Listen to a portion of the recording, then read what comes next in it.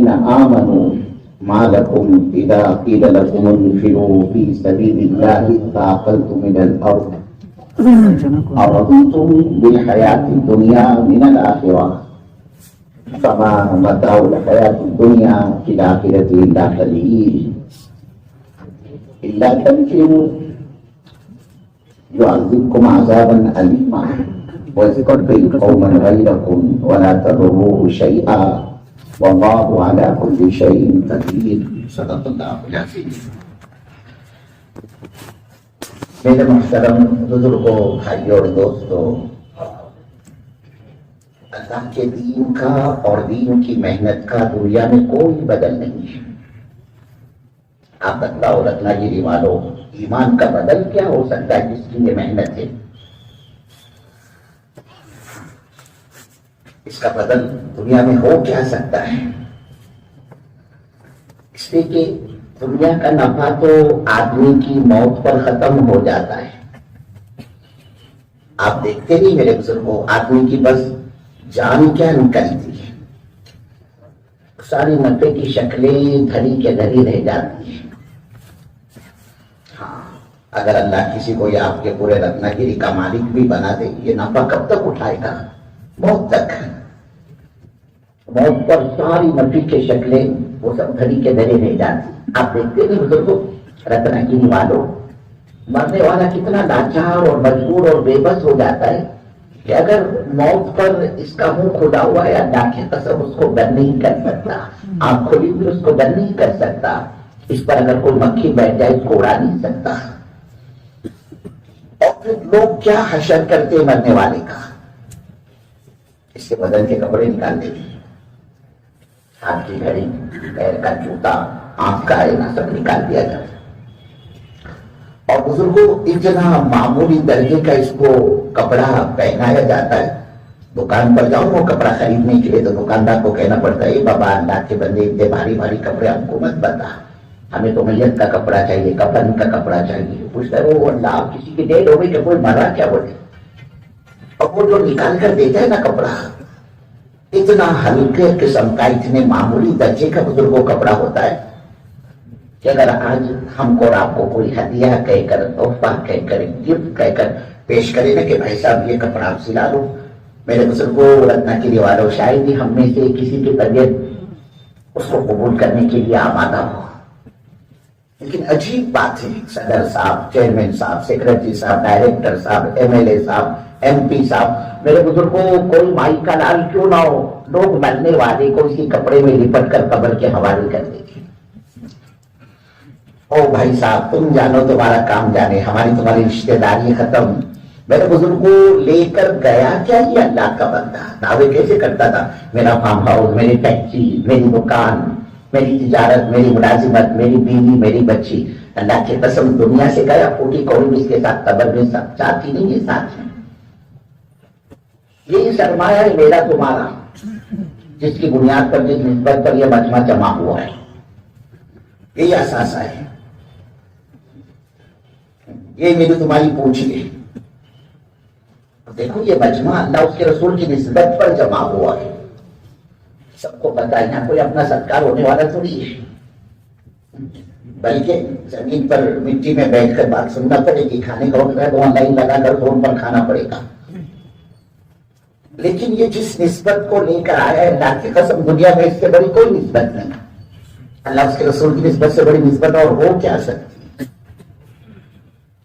اور پھر یہ مجمع آیا نہیں، اللہ نے اس کو جمع کیا ہے.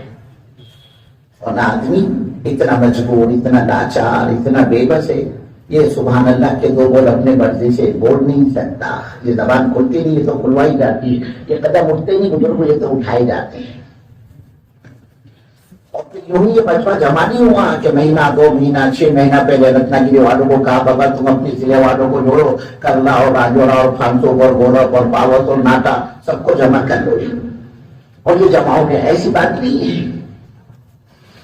بلکہ میرے بزرگوں اللہ کی قسم ہم کو اور آپ کو یہاں جمع کرنے کے لیے آنسوؤں کے دریا بہائے گئے ہیں. اپنے کو نہیں پتا کتنی مائیں بیوہ ہوئے اس مجمع کو، تم کو ہم کو یہاں جمع کرنے کے لیے اور کتنے بچے یتیم ہوئے, کتنوں کے سروں سے ان کے باپ کا سایہ اٹھا ہے, کتنے گھروں میں واقع آئے ہیں, کتنے جنازے اٹھتے اس راستے کے اندر تم کو ہم کو یہاں جمع کرنے کے لیے. اپنے کو کیا پتا صدیوں کی قربانی کے بعد یہ امت متوجہ ہوئی ہے دین کی طرف, دعوت کی طرف, ایمان کی طرف, اعمال کی طرف. پھر یہ کہ اللہ تعالیٰ اس کی قدردانی پر شکر پر دے گا کیا. دین کی نسبت میں اتنے بڑے مجمع نہیں, اللہ اس کے رسول کی نسبت پر اپنا گھر چھوڑا, کاروبار چھوڑا, بیوی بچے چھوڑے. کتنے اللہ کے بندوں کے آج بازار کے دن ہوں گے, کتنے ان کے اپنے گھر کے پروگراموں کو انہوں نے آگے پیچھے کیا اللہ کے دین کی نسبت پر, اور ایک آواز پر یہ دورہ چلا ہے. اللہ کی قسم, اللہ کی دیوار اور جن گاڑیوں اور سواریوں اور بسوں میں بیٹھ کر تم یہاں جمع ہوئے ہو نا, اللہ کی قسم کل قیامت میں ان گاڑیوں کو, سواریوں کو بھی اللہ نیکیوں کے ترازو کا وزن بنائے. جب صحابہ کے گھوڑوں کی لیٹ اعمال نامے کا ترازو کا وزن بن سکتی ہے, ان کے گھوڑوں کی کہ ناپ کا میل یہ ترازو کا وزن بن سکتا ہے, تو ہماری گاڑیاں کیوں نہیں بنے گی. یہ کہ اللہ تعالیٰ اس نعمت کے قدردانی پر ہم کو آپ کو دے گا کیا, ملے گا کیا. دین کی نسبت پر اس نے گھر چھوڑا, کاروبار چھوڑا, بیوی بچے چھوڑی, گھر کے راحت اور آرام کو قربان کر کے یہ مجمع اللہ اس کے رسول کی نسبت پر جمع ہوا ہے. اس کو ملے گا کیا اس نقل و حرکت پر, اس دعوت پر. میرے بزرگوں, اگر اللہ رب العزت اس کام کے نفع کو ہم پر اور آپ پر ظاہر فرما دے, آپ یقین مانے بزرگوں, خوشی کے مارے آدمی کی موت واقع ہو جائے گی, پھٹ جائے گا اس کا سینہ, اس کا کلیجہ خوشی کی وجہ سے. جس طرح سے بڑا بھاری صدمہ ہے, اور یہ ڈپریشن اور یہ ٹینشن آدمی برداشت نہیں کر سکتا. صدمے میں, غم میں آدمی کوما میں پہنچ جاتا ہے. آئی سی یو میں لوگ پوچھتے, بھائی صاحب یہ ہمارے رتنا گیری کا پہلوان آدمی یہ آئی سی یو میں کیسے گیا, مرا کیسے, یہ اس کو ہوا کیا. لوگ جواب میں کہتے ہیں کہ صدمہ لے لیا. صدمہ, ٹینشن میں, صدمے میں آدمی موت کے منہ میں چلا جاتا ہے, آئی سی یو میں چلا جاتا ہے. مدینہ مرکز بیجاپور ایسے بڑا بھاری صدمہ یہ آدمی برداشت نہیں کر سکتا. بالکل بزرگوں بعین اسی طرح بڑی خوشی بھی آدمی برداشت نہیں کر سکتا. یہی وجہ ہے کہ اللہ رب العزت نے اعمال کے بدلے کی جگہ وہ آخرت کو بنایا. یہ دنیا کیا دارالعمل ہے, کھیتی بونی کا زمانہ ہے. کام کرنے والوں کو, دین کی نسبت پر جان مال لگانے والوں کو اللہ وہاں نوازی رکھ کر قیامت کے میدان میں. اور جب یہ امت نوازی جائے گی, اللہ رب العزت اس امت پر اپنے عطایا کے دہانے, اپنے دین کے دروازے کھولتا چلا جائے گا, تو یہ اللہ کا بندہ کل قیامت میں اس کی تمنا کرنے لگ جائے گا, او ہمارے داتا, او ہمارے مولا, او ہمارے پروردگار, اللہ کاش میری ساری زندگی اور مجھے آپ نے جو بھی دے رکھا تھا دنیا میں, اللہ میری زندگی بھر کے گاڑے پسینے کی کمائی, اللہ میری لگتی لگتی ٹھکری ٹھکری, کوڑی کوڑی, پیسہ پیسہ, یہاں تک کہ اللہ میری ہر سانس اگر دنیا کے اندر تیرے دین کو زندہ کرنے پر لگ جاتی, لٹ جاتی, کھپ جاتی, او میرے اللہ تیری عزت کی قسم میری آخرت کی بڑی زبردست گہری کمائی بنتی. اس دین پر چلنے والوں کو اور اس دین کی محنت کرنے والوں کو میرے بزرگوں اس کی قدر و قیمت کا پتہ اس دن چلے گا جب اعمال کا موقع میرے تمہارے ہاتھ سے نکل چکا ہوگا. اور اللہ کا ایک صاحب پر خاتم میں بزرگوں, اگر دنیا تو ہر کس و ناقص کو دیتا ہے, چور چکے کو بھی اللہ دنیا دیتا ہے, اچھا مکان, اچھے کپڑے, اچھے سواری, اللہ شرابی کبابی کو بھی دیتا ہے. ہاں میرے بزرگوں, اللہ دنیا نمازی کو بھی دیتا ہے اور بے نمازی کو بھی دیتا ہے. جو بیچارے اللہ کے دین کا کام کرتے نا, اللہ دنیا ان کو بھی دیتا ہے. اور جو دین اور دین کی محنت, دعوت اور دعوت کے تقاضوں سے اپنا دامن بچا دیتے, انشاءاللہ ماشاءاللہ میں سوچوں گا میرا ارادے میں نام لکھو, اور اللہ 10 سال ہو گئے نام لکھاتا ہے, لیکن نکلنے کے وقت میں یہ پیچھے ہٹ جاتا ہے. آپ قربان جائے, وہ خالق کے کائنات اس کا دانا پانی بند نہیں کرتا. وجہ کیا اس کی؟ اس کی وجہ یہ بزرگوں, اللہ رب العزت کی نگاہ میں یہ دنیا بے حیثیت اور بے وزن اور بے قیمت اللہ سب کو دیتا ہے. اپنے ماننے والوں کو بھی اللہ دنیا دیتا ہے اور اپنے نہ ماننے والوں کو بھی دیتا ہے. اللہ دنیا نمازی کو بھی دیتا ہے اور بے نمازی کو بھی دیتا ہے. کوئی تخصیص نہیں ہے اللہ کے یہاں. ارے بولے اس کی تشکیل کرنے جاؤ تو یہ تو ہاتھ تکنے نہیں دیتا, بات نہیں سنتا, ہماری کرن مارتا ہے. بولے یہ بولے میرے فرشتوں, اس نے ایک ٹینڈر داخل کیا ہے رتنا گیری میونسپل کارپوریشن کے اندر. آج کل حکومت میں راستوں کے روڈوں کے کام بڑی تیزی پر چل رہے ہیں, فلائی برج, اوور برج, انڈر گراؤنڈ برج. اب وہ حکومت کا جو ٹینڈر ہوتا ہے نا وہ کروڑ روپیوں کا ہوتا ہے. پہلے میرے فرشتوں یہ کرنا کرے نا, یہ راجوڑے والا اس نے ایک ٹینڈر داخل کیا ہے کہاں رتنا گیری میونسپل کارپوریشن کے اندر. میرے فرشتوں ہم تو کسی حال میں اس کا ٹینڈر پاس نہیں ہونے دیں گے. کیوں؟ یہ ہماری بات نہیں سنتا. تشکیل کرو تو یہ ہاتھ رکھنے نہیں دیتا, ہمارے منادی کی مؤذن کی آواز سن کر یہ مسجد میں نہیں آتا. اس نے رتنا گیری بائی پاس پر ایک پلاٹ خریدا ہے, کہتا ہے میں رو ہاؤس بناؤں گا, فارم ہاؤس بناؤں گا, وہاں پر گرینائٹ اور ماربل میں RCC کا بنگلہ بناؤں گا. بولے میرے فرشتوں ہم تو کسی حال میں اس کا مکان بننے نہیں دیں گے. میرے بزرگوں یہ کوئی ضابطہ اور قانون نہیں ہے, اللہ کا دنیا سب کو دیتا ہے. جو دین کا کام کرتے ہیں ان کو بھی دیتا ہے, اور جو دین اور دین کی محنت اور دعوت کے تقاضوں سے اپنا دامن بچاتے اللہ ان کو بھی دیتا ہے. اللہ دنیا اپنے مطیع اور فرما بردار بندوں کو بھی دیتا ہے اور باقی اور پاپی نافرمانوں کو بھی دیتا ہے. اور کتنی میرے بزرگوں ہمارے مولوی صاحب رحمت اللہ علیہ فرما کرتے تھے پیٹ بھروں, پیٹ بھر کے, خود اس کو پتا نہیں کہ میں رتنا گیری کا کتنا بڑا دھنی اور کتنا بڑا مالدار ہوں, کتنی جان بنائی ہے میں نے. پہلے تو ایک نوش تھی میرے پاس, 4 روپیہ مالک میں بن گیا. پہلے تو بازار پیٹ میں ایک دکان تھی, اب 10 دکانوں کا میں مالک بن گیا. وہ خود نہیں جانتا میرے پاس مال کتنا ہے. اس لیے کہ اللہ کی نگاہ میں دنیا بے حیثیت اور بے وزن اور بے قیمت اللہ سب کو دیتا ہے, اپنے ماننے والوں کو بھی اور اپنے نہ ماننے والوں کو بھی. اللہ دنیا نیکوکاروں کو بھی دیتا اور بدکووں کو بھی دیتا ہے. اس لیے کہ حضور پاک صلی اللہ علیہ وسلم کی حدیث ہے, اللہ کے نبی صلی اللہ علیہ وسلم فرماتے اگر اس دنیا کی قیمت اللہ کی نگاہ میں مچھر کے پر کے برابر بھی ہوگی میرے بزرگوں, وہ اللہ آج کے زمانے کے بے دین کو, پاپی کو, نافرمان کو, دہریے کو ایک گھونٹ بھی پانی تک کا نہ دیتا. جبکہ پانی اللہ کی عام نعمت ہے, معمولی نعمت ہے, لیکن آپ یقین مانیے میرے بزرگوں وہ اللہ اپنے اس نافرمان بندے پر پانی کے سبیلے, پانی کے قطرے اور پانی کی تھیم اور پانی کے بوندوں کو تک کا حرام کر دیتا. کیا مطلب؟ وہ اللہ اس کو پانی کے قطرے قطرے کو تڑپاتا, پانی کے قطرے قطرے کو اللہ اس کو ترساتا. لیکن چونکہ کوئی حیثیت ہے ہی نہیں اللہ کی نگاہ میں, دنیا کی اللہ سب کو دیتا ہے. لیکن یہ اللہ والے یہ بزرگ فرمایا کرتے تھے حضرت مولانا صاحب نور اللہ مرکزو کہ دیکھو بزرگوں اللہ دنیا تو ہر کس و ناکس کو دے دیتا ہے, لیکن وہ اللہ اپنا دین ہر ایرے گہرے نتو خیرے کو نہیں دیتا. دنیا تو ہر ایک کو ملتی ہے لیکن دین ہر ایک کو نہیں ملتا میرے بزرگوں. اور جس طرح سے اللہ ہر ایک کو اپنا دین نہیں دیتا, ایسے ہی اللہ ہر ایک سے اپنے دین کا کام بھی نہیں دیتا. یہ بھی عجیب بات ہے. تمہارا رچنا کے لیے نہیں میرے بزرگوں, چپلوں نہیں, گھوڑوں پر پاورز نہیں, ناٹا نہیں, لانجا نہیں, سارا عالم بھرا ہوا ہے صلاحیت مندوں سے. ایک سے ایک ملے گا آپ کو, جوہادری, تیسمار خان, چودھری, ملک والے, مان والے, عہدے والے, کرسی والے, علم اور ہنر والے, استعداد اور صلاحیت والے. میرے بزرگوں دنیا میں کیا صلاحیت مندوں کی کمی ہے؟ کیا کان پڑ گیا ہے کہ صلاحیت مندوں سے تو دنیا بھری ہوئی ہے. لیکن ایک بات کی ہمارا مجمع سمجھ لیں, دین اور دین کی محنت, دعوت اور دعوت کی محنت, یہ اللہ رب العزت جو چنندہ اور سلیکٹڈ نعمت ہے جو نہیں اللہ ہر ایک کو دیتا ہے بزرگوں, نہیں اللہ ہر ایک سے اپنے دین کا کام لیتا ہے.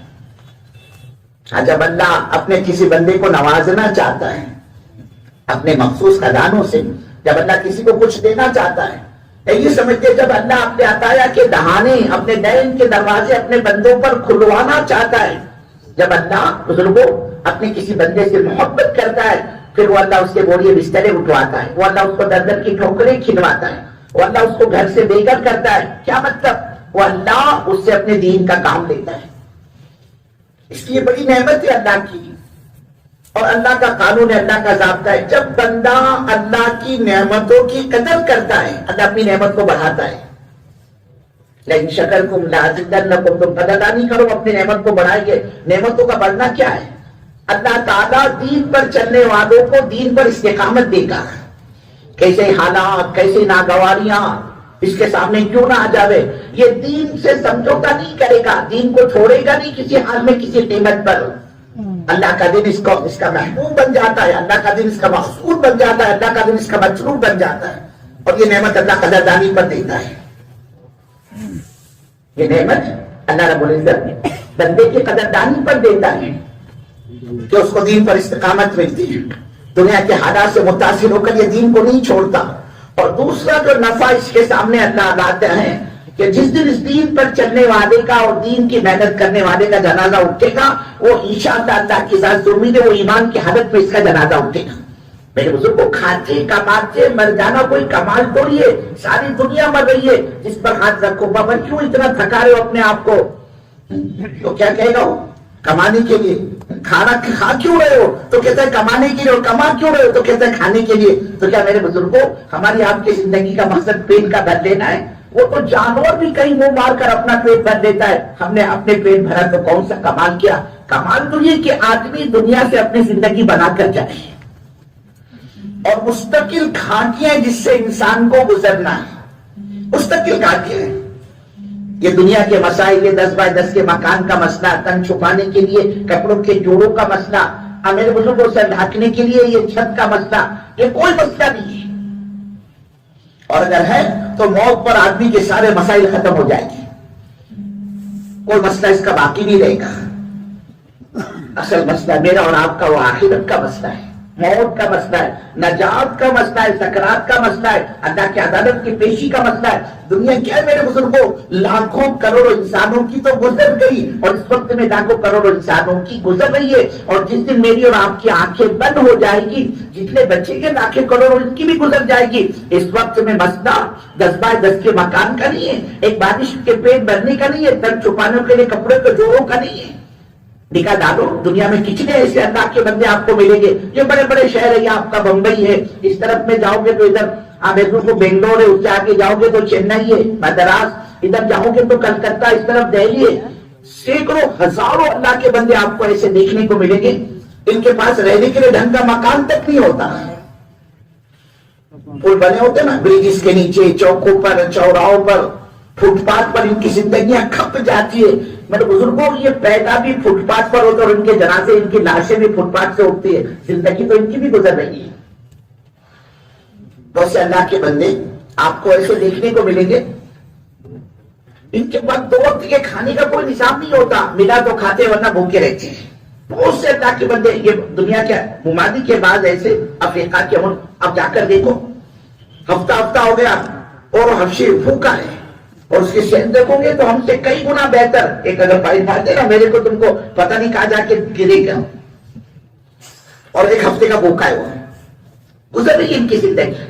بہت سے اللہ کے بندے, اللہ کی بندی ایسی آپ کو دیکھنے کو ملے گی, ان کے پاس تن چھپانے کے لیے ڈھنگ کا کپڑا تک نہیں کہ اپنے وہ سطر کو چھپا سکتے, اتنا بھی نہیں ہے. انہیں افریقہ کے ملکوں میں جا کر دیکھو, پتہ چلے گا وہ بیچاری اللہ کے بندے, وہ ماں بہنیں اپنے سینوں کو چھپانے کے لیے کپڑے کی چنتی باندھ کر یہاں پیچھے ڈاکی مارتی ہے. اور یہ فیشن نہیں, یہ غربت ہے. اتنا کپڑا نہیں کہ اپنی سطر کو چھپا سکے. ان کے مردوں کا یہ حال ہے, چڈی پہنی ہوئی بھی 10 جگہ سے پھٹی ہوئی, لیکن اس کے بعد زندگی ان کی بھی گزر رہی ہے. یہ گزرنا ہے میرے بزرگوں, اس کو تو ہر حال میں گزرنا ہی. مسئلہ اس وقت میں ہمارا اور آپ کا, اور قیامت تک کے آنے والی حضرت محمد صلی اللہ علیہ وسلم کی امت کا جو اصل مسئلہ ہے, وہ آخرت کا مسئلہ ہے, وہ نجات اور سکرات کا مسئلہ ہے. اپنے کو کیا پتا یہ مرنے والا, یہ اللہ کا بندہ, ہم اور آپ دنیا سے کس حال میں جائیں گے, کون جل کر مرے گا, کون ڈوب کر مرے گا, کون ایکسیڈنٹ کی موت مرے گا, کون دواخانوں میں ایریا رگڑتا ہوا دنیا سے جائے گا. اپنے کو کیا پتا میرے بزرگوں, تسبیح ہاتھ سے پہلے چھوٹے گی یا دم پہلے نکلے گا, یا تالی منہ سے نکلے گا دم ٹوٹے گا, نہیں بہتر جانتا ہے. اور سارا دار و مدار انسان کے موت پر ہے. انما الاعمال بالخواتیم, یہ ایمان کے ساتھ گیا بزرگوں, اس کا بیڑا پار. اور اللہ نہ کرے اگر یہ بے ایمانی کی موت مرا, صدیاں گزر جائے گی, بڑے سے بڑے نبی کی سفارش خیال میں کام نہیں آئے گی. مستقل گھاٹیاں جس سے انسان کو گزرنا ہے. کیا موت کو آپ معمولی سمجھتے ہو؟ حدیث میں آتا ہے, اللہ کے نبی صلی اللہ علیہ وسلم فرماتے ہیں, یہ جو ملک الموت ہے, موت کا فرشتہ مرنے والے کی رگ کو چھو لیتا ہے, جسم کو ٹچ کرتا ہے, مرنے والے کی پہچان ختم ہو جاتی ہے. یہ اللہ کا بندہ جانتا نہیں یہ میری گھر والی ہے، 70 سال سے میں اس کے ساتھ زندگی گزار رہا ہوں. مرنے والی بیوی شوہر کو نہیں پہچانتی اور مرنے والا شوہر بیوی کو نہیں پہچانتا. موت کے وقت میں یہ حال بنتا ہے. اللہ کے نبی نے فرمایا موت کی تنگی سے، تکلیف سے اللہ سے پناہ مانگو. آدمی کی رگوں کو ایسے نچوڑا جاتا ہے جیسے گھر کی ماں بہنیں کپڑا نچوڑتی. ہم سمجھتے صاحب میٹر کلوز ہو گیا. اس کو کس نے کہا میٹر کلوز ہوا؟ اللہ کے حساب میٹر کلوز نہیں ہوا، میٹر سٹارٹ ہوا. بھی تو معمولی چیزیں وہ تو اللہ تعالیٰ سب سے پہلے مرنے والے کی بولتی بند کر دیتا ہے، بند ہو جاتی ہے اس کی زبان، اور پورا فرشتوں کا نظام حرکت میں ہوتا ہے جو اس کو پکڑ کے رکھتا ہے. اس کے ہاتھ، اس کے پیر، اس کے سر کو، اس کے سینے کو پکڑ کے رکھتے فرشتے. اور اگر وہ سیکورٹی اللہ ہٹا دے فرشتوں کی، جو اس کے سامنے آئے گا یہ وار کرے گا، حملہ کر کے اس کو ختم کر دے گا، اس کا گلا دبا دے گا، اس کی جان دے دے گا. تو اس کو پکڑ کے رکھتے ہیں. دیکھتے نہیں آدمی کے ہاتھ پیر کی ہڈیاں ٹیڑھی ہو جاتی موت کے وقت میں. کیسے ٹیڑھی ہو گئی؟ وہ کھلا کے کھلا رہ جاتا ہے. کوئی معمولی تکلیف تو نہیں ہے. اور پھر ابھی ایک تکلیف سے اس نے نجات نہیں پائی، فوراً دوسری منزل قبر. اللہ کے نبی فرما رہے اللہ کی قسم قبر سے بڑھ کر گھبراہٹ والا منظر میں نے نہیں دیکھا. حضور فرما رہی ہے. اور آپ فرماتے اگر مجھے اس بات کا اندیشہ نہ ہوتا، ڈر اور خوف نہ ہوتا کہ کہیں تم ڈر اور خوف کی بنا پر اپنے مرنے والوں کو، مردوں کو دفن کرنا ہی نہ چھوڑ دو، مجھے اس بات کا اندیشہ نہ ہوتا تو میں اللہ سے دعا کرتا ہے اللہ میری امت کو بتا قبر میں ہوتا کیا ہے. آپ فرماتے تم برداشت نہیں کر سکو گے، تحمل نہیں کر سکو گے، پاگل ہو جاؤ گے، اپنے کپڑوں کو پھاڑتے ہوئے جنگل کی طرف نکل جاؤ گے، اپنی بیوی بچوں کو تم بھول جاؤ گے. اگر مجھے اس بات کا اندیشہ نہ ہوتا میں اللہ سے دعا کرتا اے اللہ بتا میری امت کو ہوتا کیا ہے قبر کے اندر. اب اپنے کو کیا پتا میرے بزرگوں یہ قبر جنت کا باغ بن کے جہنم کا گڑھا، کس کے لیے کیا بنے گا یہ اللہ ہی بہتر جانتا ہے. روایتوں میں آتا ہے مرنے والے پر مٹی ڈال کر لوگ ابھی پوری طرح لوٹتے نہیں ہیں.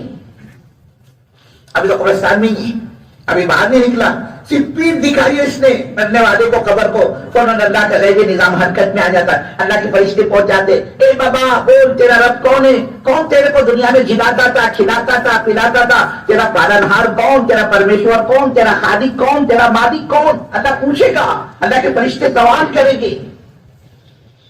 اب اگر دنیا میں اللہ کو پہچانا کہ میرا رب تو اللہ ہے، اور اللہ نہ کرے سب کو پہچانا، اپنے پیدا کرنے والے کو اپنے رب کو نہیں جانا، یہ کہے گا آدمی میں نہیں جانتا رب کس چیز کا نام ہے. اللہ کے فرشتے کہیں گے اے اللہ کے بندے اپنے دین کے بارے میں تو کیا کہتا ہے.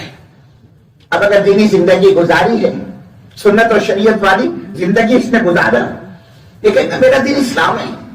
اور اللہ نہ کرے اس نے اپنی گھر کی چار دیواری سے اللہ کے دین کو دھکے مار کر باہر نکالے، سنتوں کا جنازہ نکالا، حضرت محمد صلی اللہ علیہ وسلم کے دین کو گھر سے بے گھر کیا، اللہ کے دین کو گھر کی چوکٹ میں داخل ہونے نہیں دیا. اس کی زندگی، اس کی کمائی، اس کے گھر کی شادی بیاہ، اس کے گھر کی موت مٹی، کہیں بھی دور دور تک اسلام کی جھلک نظر نہیں آئی. اور اسی اسلام کے بارے میں اس سے سوال کیا جا رہا ہے کہ میں نہیں جانتا اسلام کس چیز کا نام ہے. اللہ کے فرشتے کہیں گے اچھا نہیں جانتا، چلیے بتا حضرت محمد صلی اللہ علیہ وسلم کے بارے میں تو کیا کہتا ہے، کیا رشتہ داری، کیا لگنا تمہارے، کیا تعلق ہے ان کا تمہارے ساتھ میں. اب وہاں پر پہچان جو ہوگی وہ نبوی ترتیب پر زندگی اگر یہ گزار کر گیا، سنتوں کا پالن کرنے والا، سنتوں کا اہتمام کرنے والا تھا، یہ ڈنکی کی چوٹ پر کہے گا یہ تو ہمارے نبی صلی اللہ علیہ وسلم ہے، ان کا میں ادنا اولا نجنا امتی ہو. اور اللہ نہ کرے من چاہی زندگی گزاری اس میں، جیسے چاہے ویسے کماؤ، جیسے چاہے ویسے کھاؤ، جیسے چاہے ویسے پیو، اور مر کر مٹی کا ڈھیر بن جاؤ. اس نے کوئی اپنی آخرت کی فکر نہیں کی. حضرت محمد صلی اللہ علیہ وسلم والی طرز زندگی کو اپنا عملی نمونہ پیش نہیں کیا اس نے. یہ کہنا آدمی میں نہیں جانتا، اس سے میری کوئی رشتہ داری نہیں، کوئی تعلق نہیں. اب اپنے کو کیا پتا اس کے ساتھ وہاں کیا بنے گا. روایتوں میں آتا ہے جس نے قبر میں اللہ کے نبی صلی اللہ علیہ وسلم کو پہچانے سے انکار کر دیا، کل قیامت میں حوض کوثر پر اللہ کے نبی اس کو پہچانے سے انکار کر دیا. کیا پتا کیا بننے والا قبر کے اندر. یہ جنت کا باغ بنتی ہے جہنم کا گڑھا. پھر صدیوں سوئے گا، یہ صدیوں تک. اور اعمال کی بگاڑ کی بنا پر یہی قبر اس کے لیے جہنم کا گڑھا بنا دی جائے گی. सांप और असदे और बिच्छे 10 रहे, चीख रहा है, ये चिल्ला रहा है, और मेरे बुजुर्ग को इसका चीखों पुकार का कोई सुनने वाला नहीं होगा, सदियों गुजारेगा ही। फिर इससे अगली घाटी अल्लाह कह रहा है, ओ मेरे बंदो डरो क़यामत के दिन से, या अय्युहन्नास इत्तक़ू रब्बकुम इन्ना ज़लज़लतस्साअति शैउन अज़ीम यौम तरौनहा तज़हलु कुल्लु मुर्ज़िअतिन अम्मा अर्ज़अत व तज़उ कुल्लु ज़ाति हम्लिन हम्लहा व तरन्नास सुकारा व मा हुम बिसुकारा वलाकिन अज़ाबल्लाहि शदीद। अल्लाह ने नक्शा खींचा कि ओ हमारे बंदो तुम उस दिन से डरो कि क़यामत का जो ज़लज़ला होगा बड़ा भयानक ज़लज़ला होगा। अल्लाह फरमा रहे तुम अपनी आंखों से देखोगे कि उस दिन दूध पिलाने वाली माए अपने बच्चे को जमीन पर पटक देगी और वो ये भूल जाएगी मेरा कोई दूध पीता बच्चा था, मैं उसको दूध पिला दीजिए। हामिला औरतों के हमल साकित हो जाएगी, आदमी भाग रहा होगा दीवानावार और उसको होश नहीं होगा। यौम यफिरुल मर्उ मिन अखी व उम्मी व अबी व साहिबती व बनी, बाप बेटे से भागेगा, बेटा बाप से भागेगा। उस दिन बीवी शोर को पहचानने से इनकार करेगी, शोर बीवी को पहचानने से इनकार करेगी। हुज़ूर पाक सल्लल्लाहु अलैहि वसल्लम फरमाने आसमान सूरज सवाने से पर बिल्कुल सर के ऊपर, तांबे की जमीन और इसका भेजा इस तरह से पकेगा, इसकी खोपड़ी के अंदर जैसे हांडी चूल्हे पर पकती, नाक के रास्ते से कान के रास्ते से दिमाग चपक रहा होगा। और 50,000 साल का एक दिन क़यामत का क्या बनेगा अपने को क्या पता। अब तो मेरे बुजुर्गों इसका इंतजार भी खत्म हो गया और ये सारी घाटियां जिससे इंसान को गुजरना है। और फिर पता नहीं अल्लाह के यहाँ अपने फर्ज से ईमान और अमाल की बदौलत बेड़ा पार होता है या फिर ये कि अल्लाह ना करे उठाकर मौके पर घसीट को जहन्नम में डाल दिया जाए। अपने को क्या पता किसी के साथ क्या बनने वाला है। मुस्तकिल घाटियां जिससे इंसान को गुजारा जाएगा, उन तमाम घाटियों से निकलने की ये मेहनत दावत की कि अमाल बन जाए, ईमान बन जाए, आखिरत बन जाए, ईमान पर खात्मा हो, इसकी ये मेहनत दावत की। इस मेहनत के रास्ते से यही चाहा जा रहा है कि मेरे तुम्हारे दिल का बिगड़ा हुआ यकीन सही हो जाए कि जबान तो कह रही है अल्लाह करते, अल्लाह पालते, अल्लाह से होता है और नफे नुकसान के मालिक अल्लाह, बनाने बिगाड़ने वाले अल्लाह, इज्जत और जिल्लत के मालिक अल्लाह, जिंदगी और मौत के मालिक अल्लाह, नफे और नुकसान के मालिक अल्लाह। लेकिन मेरे बुजुर्गों इसको हमारे दिल ने तस्लीम नहीं किया, कबूल नहीं किया। और अल्लाह के यहाँ जबान के बोल की कोई कीमत नहीं, अल्लाह की कीमत अंदर के माया की लगती है। आदमी की मौत पर इसके जबान से वो निकलेगा जो उसके दिल के अंदर होगा। जो फज़ाइल की किताबें ना, फज़ाइल अमाल, फज़ाइल सदक़ात, शेख रहमतुल्लाह अलैह ने अजीब अजीब मरने वालों के हालात अहवाल उस किताब में लिखे। एक जगह शेख ने लिखा एक साहब के इंतकाल को करीब आया, आखिरी वक्त था, जान इसकी निकल रही थी और अपनी जुबान से कह रहा था शराब का जाम तू भी पी मुझे भी पिला, तू भी पी मुझे भी पिला। ये कहते हुए इसकी जान निकली। वजह क्या मेरे बुजुर्गों, सारी जिंदगी पीने पिलाने में गुजरी, 24 घंटे तलब में रहता था, नशे में रहता था। मौत के वक्त में कलमा तो क्या पड़ता, शराब का तस्करा करते हुए इसकी जान निकली। एक साहब के इंतकाल पर करीब आया, लोग उसके पास बैठकर कलमा पढ़ते थे। हदीस में आता है ना, जब तुम किसी को मरता हुआ देखो उसके पास बैठकर कलमा पढ़ो ताकि तुम्हारा कलमा सुनकर वो भी कलमा पढ़े। लोग उसके पास बैठकर कलमा पढ़ते थे। ये कलमा तो क्या पढ़ता मेरे बुजुर्गों, कह रहा था इससे मेरे को घबराहट हो रही है, मेरी जबान नहीं पलटती, मुझसे नहीं पढ़ा जाता। और कहता था 2 रुपए में एक प्याली, 2 रुपए में एक प्याली, 2 रुपए में एक प्याली, प्याली प्याली प्याली कहते हुए इसकी जान निकली। और ये क्या सारी जिंदगी प्याली बेचने और खरीदने में गुजरी। आज कहाँ का बाजार है, कहाँ की सेलिंग है, कहाँ का कलेक्शन है, कहाँ की परचेसिंग है, कहाँ माल सप्लाई करना है, कहाँ डिलीवरी देना है, कहाँ कलेक्शन करना है। रात दिन की सोच और फिक्र, माल माल दुनिया दुनिया। मौत आइए तो इसी तस्करे के साथ। इसलिए हज़रत उमर फारूक रज़ी अल्लाह तआला अन्हु फरमाया करते थे कमा तहयौन तमूतून, कमा तहयौन तमूतून व कमा तमूतून तुहशरून। जैसे जियोगे वैसे मरोगे और जैसे मरोगे वैसे उठाए जाओगे। आदमी की जो जबान है मौत पर, वो तो यकीन की बुनियाद पर आदमी बोलेगा, वो तो यकीन की बुनियाद पर जबान खोलेगी।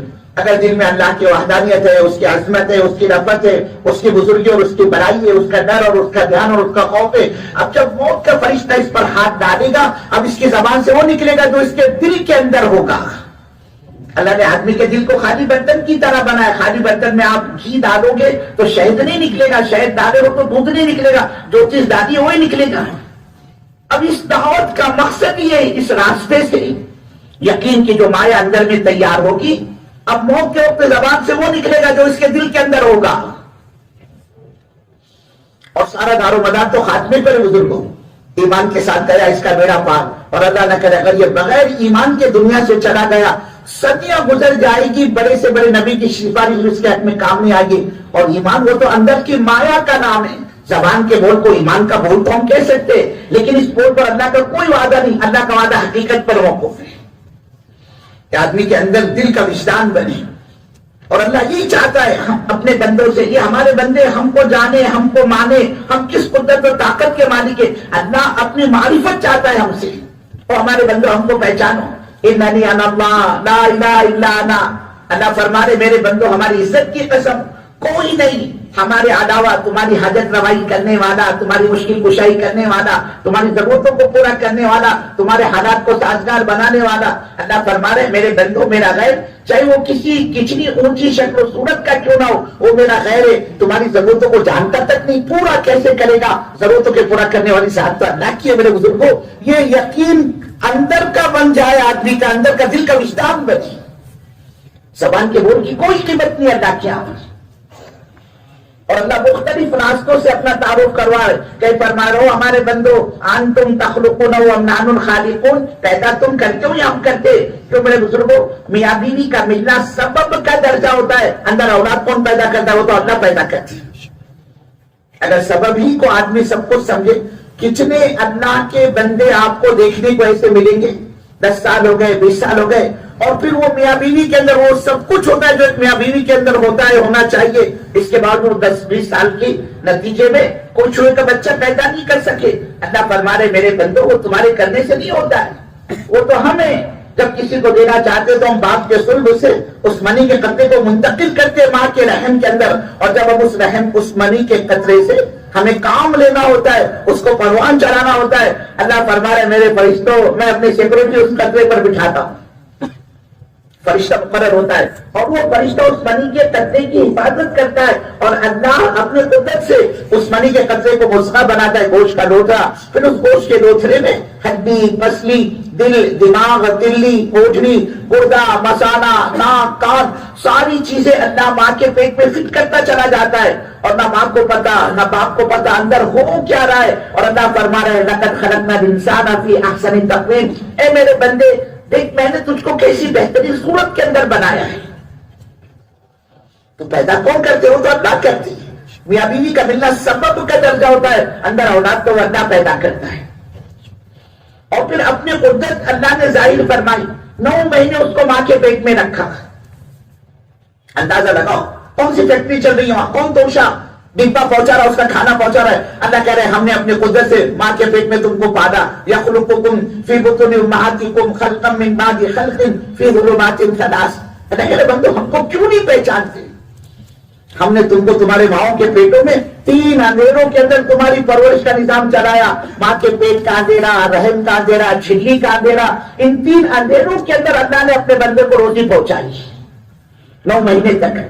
اور جب یہ اللہ کا بندہ 9 مہینے گزار کر 9 مہینے کا زمانہ پورا کر کے ماں کے پیٹ سے ماں کی گود میں آیا، آپ قربان جو خالق کی کائنات نے اس رب نے اپنے بندے کو بھولا نہیں، فوراً ماں کے سینوں کے اندر، ماں کی چھاتیوں کے اندر دودھ کے فوارے جاری کر دیا۔ اور سبحان کے یہ قدرت کیسا دودھ! اگر گرمی کے زمانے میں بچہ پیدا ہوا ہو تو اللہ تعالیٰ ماں کے سینے سے ٹھنڈا دودھ سپلائی کرتے، ٹھنڈا دودھ نکالتا ہے۔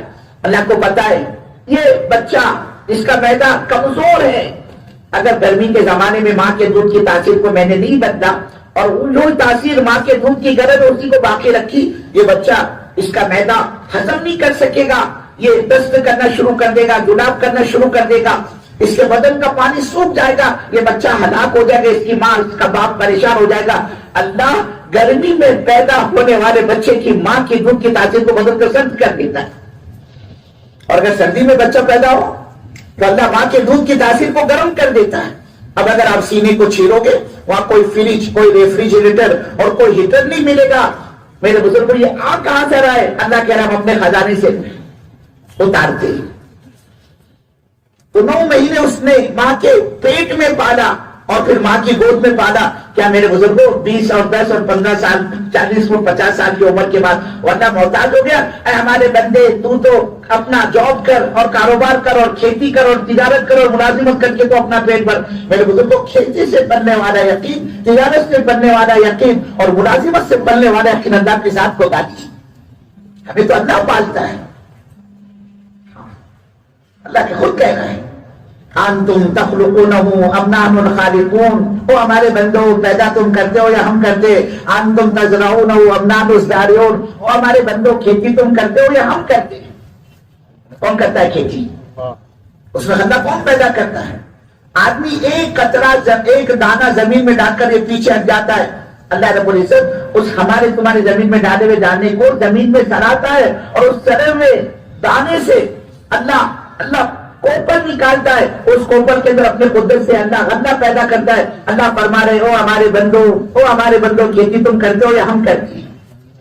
कहीं फरमाया अंतुम अंज़लतुमू मिनल मुज़्नि अम नहनुल मुनज़िलून, ओ हमारे बंदो आसमान से पानी तुम बरसाते हो या हम बरसाते हैं?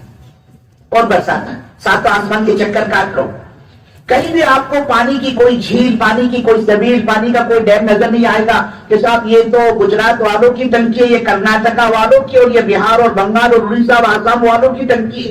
कहीं भी आपको पानी का कोई डैम और जखीरा नजर नहीं आएगा। लेकिन वो अल्लाह जब उसको बरसाना होता है तो अल्लाह हर कतरे के साथ आसमान से एक फरिश्ता उतारता है। अब उसकी जिम्मेदारी है इस पानी की बूंद को, इस पानी के कतरे को गुजरात में डालना या बंगाल में या उड़ीसा में या आसाम में, और वो पानी का कतरा वहीं पर बरसता है जहां अल्लाह का मर्ज़ और अल्लाह का हुक्म होता है। अल्लाह फरमा रहे हो हमारे बंदो, हमारे गैबी निजाम में वहां तो तुम्हें कोई पानी का डैम और झील नजर नहीं आएगी, ये सब हम अपने खजाने से बरसाते। अल्लाह कह रहे पानी तुम बरसाते हो या हम बरसाते? इन्ननी अनल्लाह ला इलाहा इल्ला अना, अल्लाह कह रहे मेरे बंदो मेरी इज्जत की कसम कोई नहीं हमारे अलावा तुम्हारे हाजत और जरूरतों का पूरा करने वाला। अल्लाह कह रहे खालिक हमें, मालिक हमें, हमको मानो, हमारी मानो, ला इलाहा इल्ला अना, कोई नहीं हमारे अलावा तुम्हारी हाजत नवाई करने वाला, तुम्हारी मुश्किल कुशाई करने वाला, तुम्हारी जरूरतों को पूरा करने वाला, तुम्हारे हालात को साजगार बनाने वाला एक अल्लाह के अलावा बुजुर्ग दूसरा कौन सकता है? एक सैयदना मूसा नबी अलैहिस्सलाम से अल्लाह अपना तारुफ करवा रहा है, या मूसा इन्ननी अनल्लाह ला इलाहा इल्ला अना, ऐ मूसा कोई नहीं तुम्हारी हाजत और जरूरतों का पूरा करने वाला हमारे अलावा। हमारा गैर चाहे किसी शक्ल सूरत का क्यों ना हो, वो हमारा गैर है। तुम्हारी जरूरतों को जानता तक नहीं, पूरा कैसे करेगा?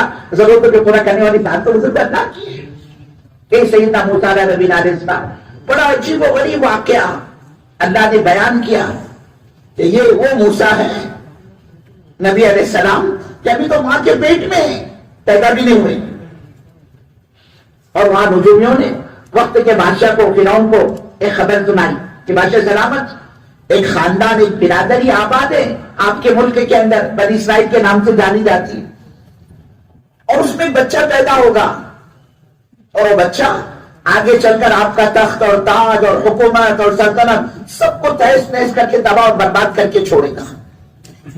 अब क्या था मेरे बुजुर्ग, इसकी तो नींदें हराम हो गई। इसने अपने वुज़रा की मीटिंग की अपने महल के अंदर, और कहा इस तजवीज़ से कैसे निपटा जाए।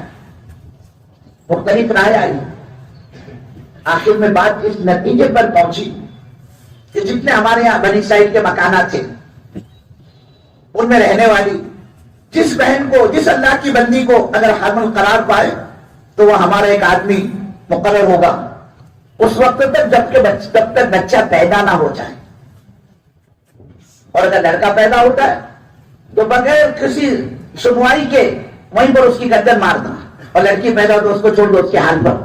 फिरौन की पार्लियामेंट में जब यह कानून पास हुआ तो अल्लाह सैकड़ों हजारों बच्चों को उसने मौत के घाट उतारा, और वो अल्लाह मेरे बुजुर्ग को इधर सैयदना मूसा नबी अलैहिस्सलाम के वालिदा मोहतरमा ये सारा माजरा देख रही है कि अल्लाह یہاں تو ہمارے اپنے بستی میں جس عورت کے لڑکا پیدا ہوتا ہے اس کی تو گردن مار دی جاتی ہے، اور لڑکی ہو تو اس کو اس کے ہاتھ پر چھوڑ دیا جاتا ہے۔ اے اللہ، اگر میرے لڑکا پیدا ہو تو میرا کیا بنے گا؟ اور میرے بزرگوں، ہوتا وہی ہے جو اللہ چاہتا ہے، بندے کی چاہت کو کوئی دخل نہیں ہے۔ ہماری تمہاری چاہت سے کچھ نہیں ہوتا وہی ہے جو اللہ چاہتے ہیں۔ مدینہ مرکز بیجاپور.com۔ اور جس بات کا خطرہ ماں کو تھا وہی بات سامنے آئی۔ سیدنا موسیٰ علیہ نبی علیہ السلام پیدا ہوئے، اب ماں کی گھبراہٹ، ماں کی بے چینی، ماں کی پریشانی کہ اللہ اب ہوگا کیا، بنے گا کیا؟ اگر فرعونیوں کو پتا چل گیا تو گود سے بچہ چھین کر لے جائے گی اور اس کی گردن مار دی جائے گی۔ لیکن اللہ اپنے قدرت کو ظاہر فرما رہا ہے کہ وہ کیا مارے، وہ کیا کاٹے۔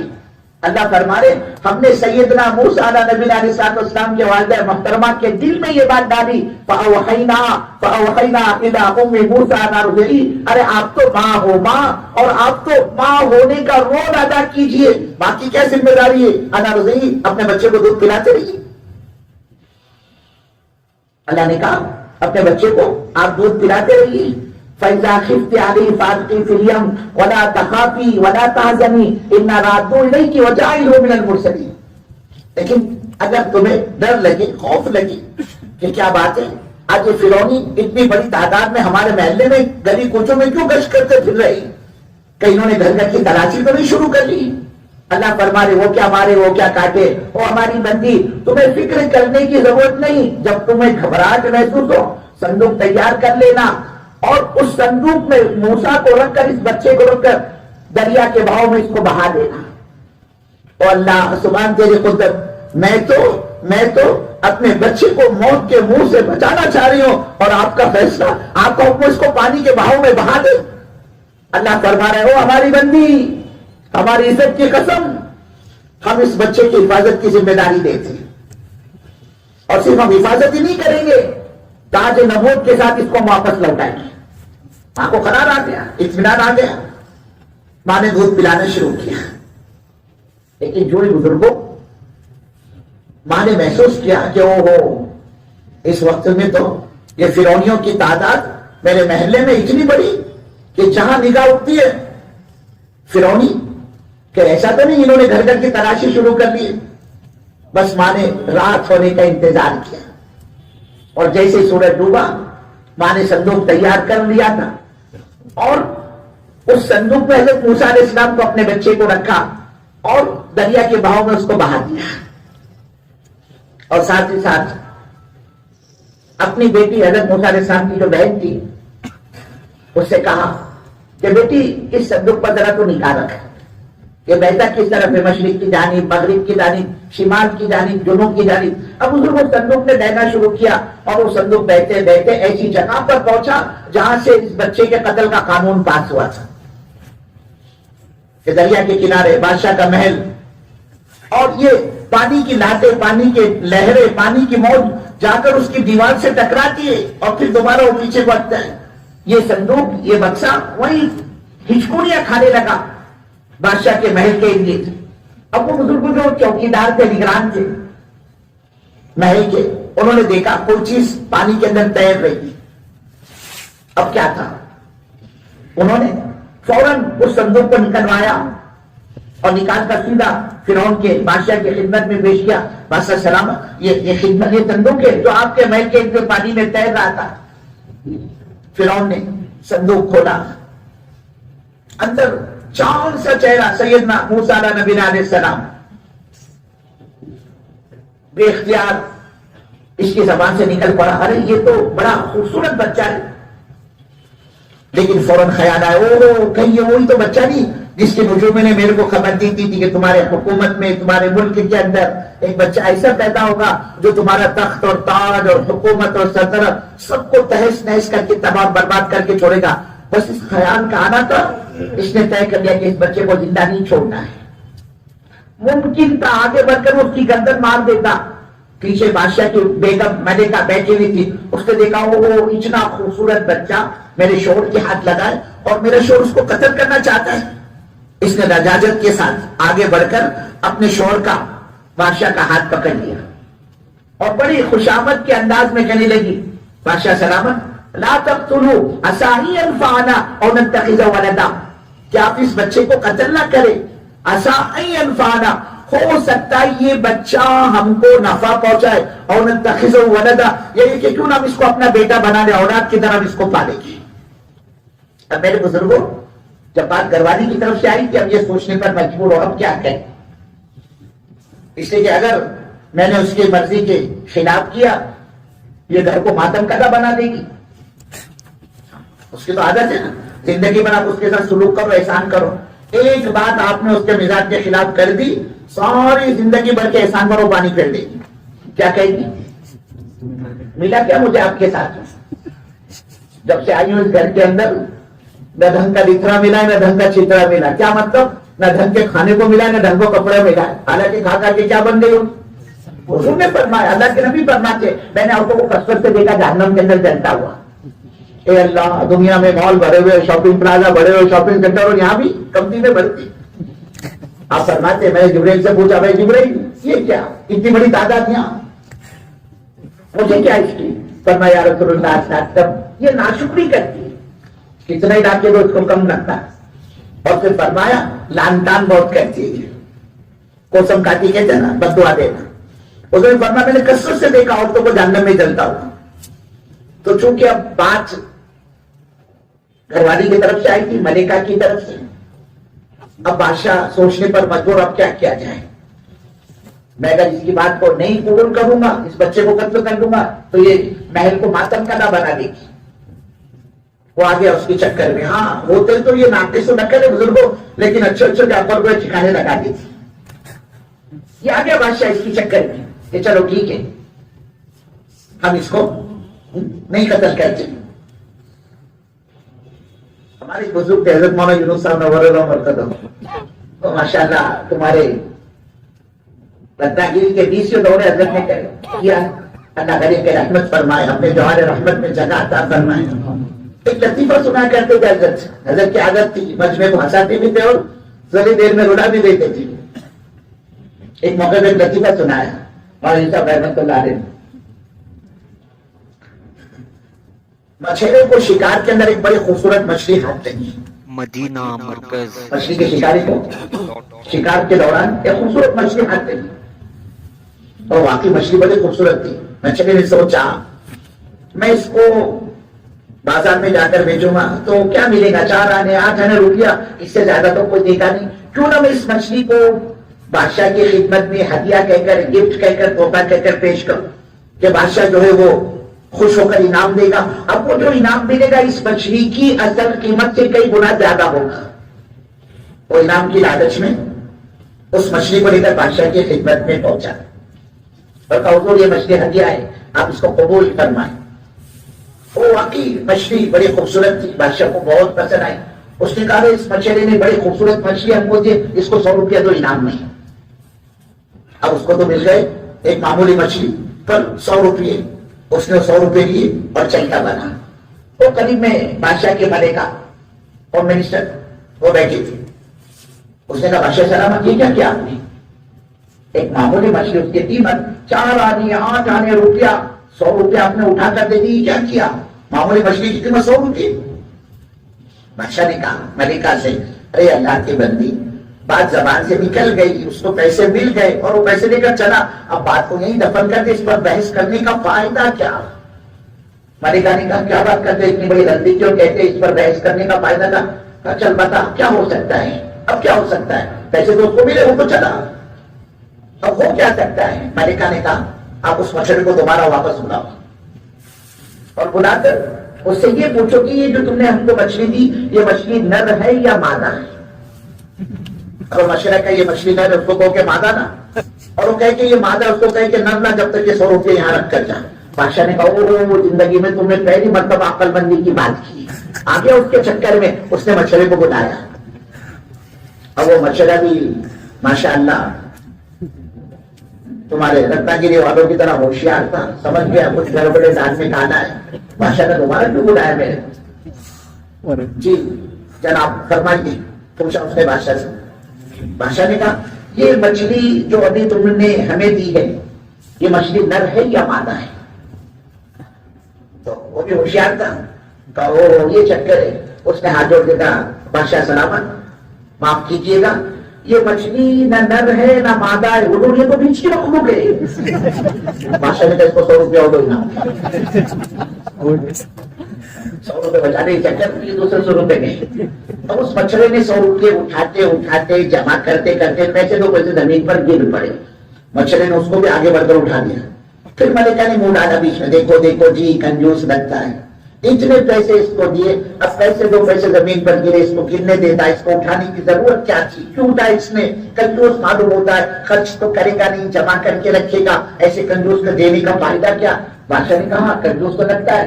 دوبارہ اس کو بلایا اور بلا کر اس سے کہا اللہ کے بندے اتنے پیسے ہم نے تیرے کو دیے، اب یہ پیسے دو پیسے زمین پر گرے، گرنے دیتا، اس کو چھوڑ دیتا، تو نے آگے بڑھ کر اس کو بھی اٹھایا. ایسا لگتا ہے تو جمع کر کے رکھے گا، خرچ تو کرے گا نہیں، تو جیسے کنجوس کو دینے کا فائدہ کیا؟ بادشاہ نے کہا بادشاہ سلامت، اصل میں بات پیسے دو پیسے کی نہیں ہے. جو پیسہ زمین پر گرا اس پر آپ کی تصویر بنی ہوئی ہے، آپ کا نام لکھا ہوا ہے، بزرگ کسی کا پیر پڑ جاتا، آپ کے نام کی بے عزتی ہوتی، اس کے لیے میں نے اس کو لایا. بادشاہ نے کہا 100 روپے. وہ قریب میں ہوشیار وزیر بیٹھا تھا، وہ کہنے لگا حضور آپ اس عورت کے چکر میں نہ پڑے ورنہ یہ آپ کا خزانہ خالی کر دے. لیکن اللہ کیا فرما رہا ہے؟ جس نے کہا لا تقتلوا عسى ان ينفعنا او نتخذه ولدا. بادشاہ سلامت آپ اس بچے کو قتل نہ کرے، ہو سکتا ہے یہ بچہ ہم کو نفع پہنچائے، یا یہ کون ہم اس کو اپنا بیٹا بنا لے، اولاد کی طرح اس کو پالے.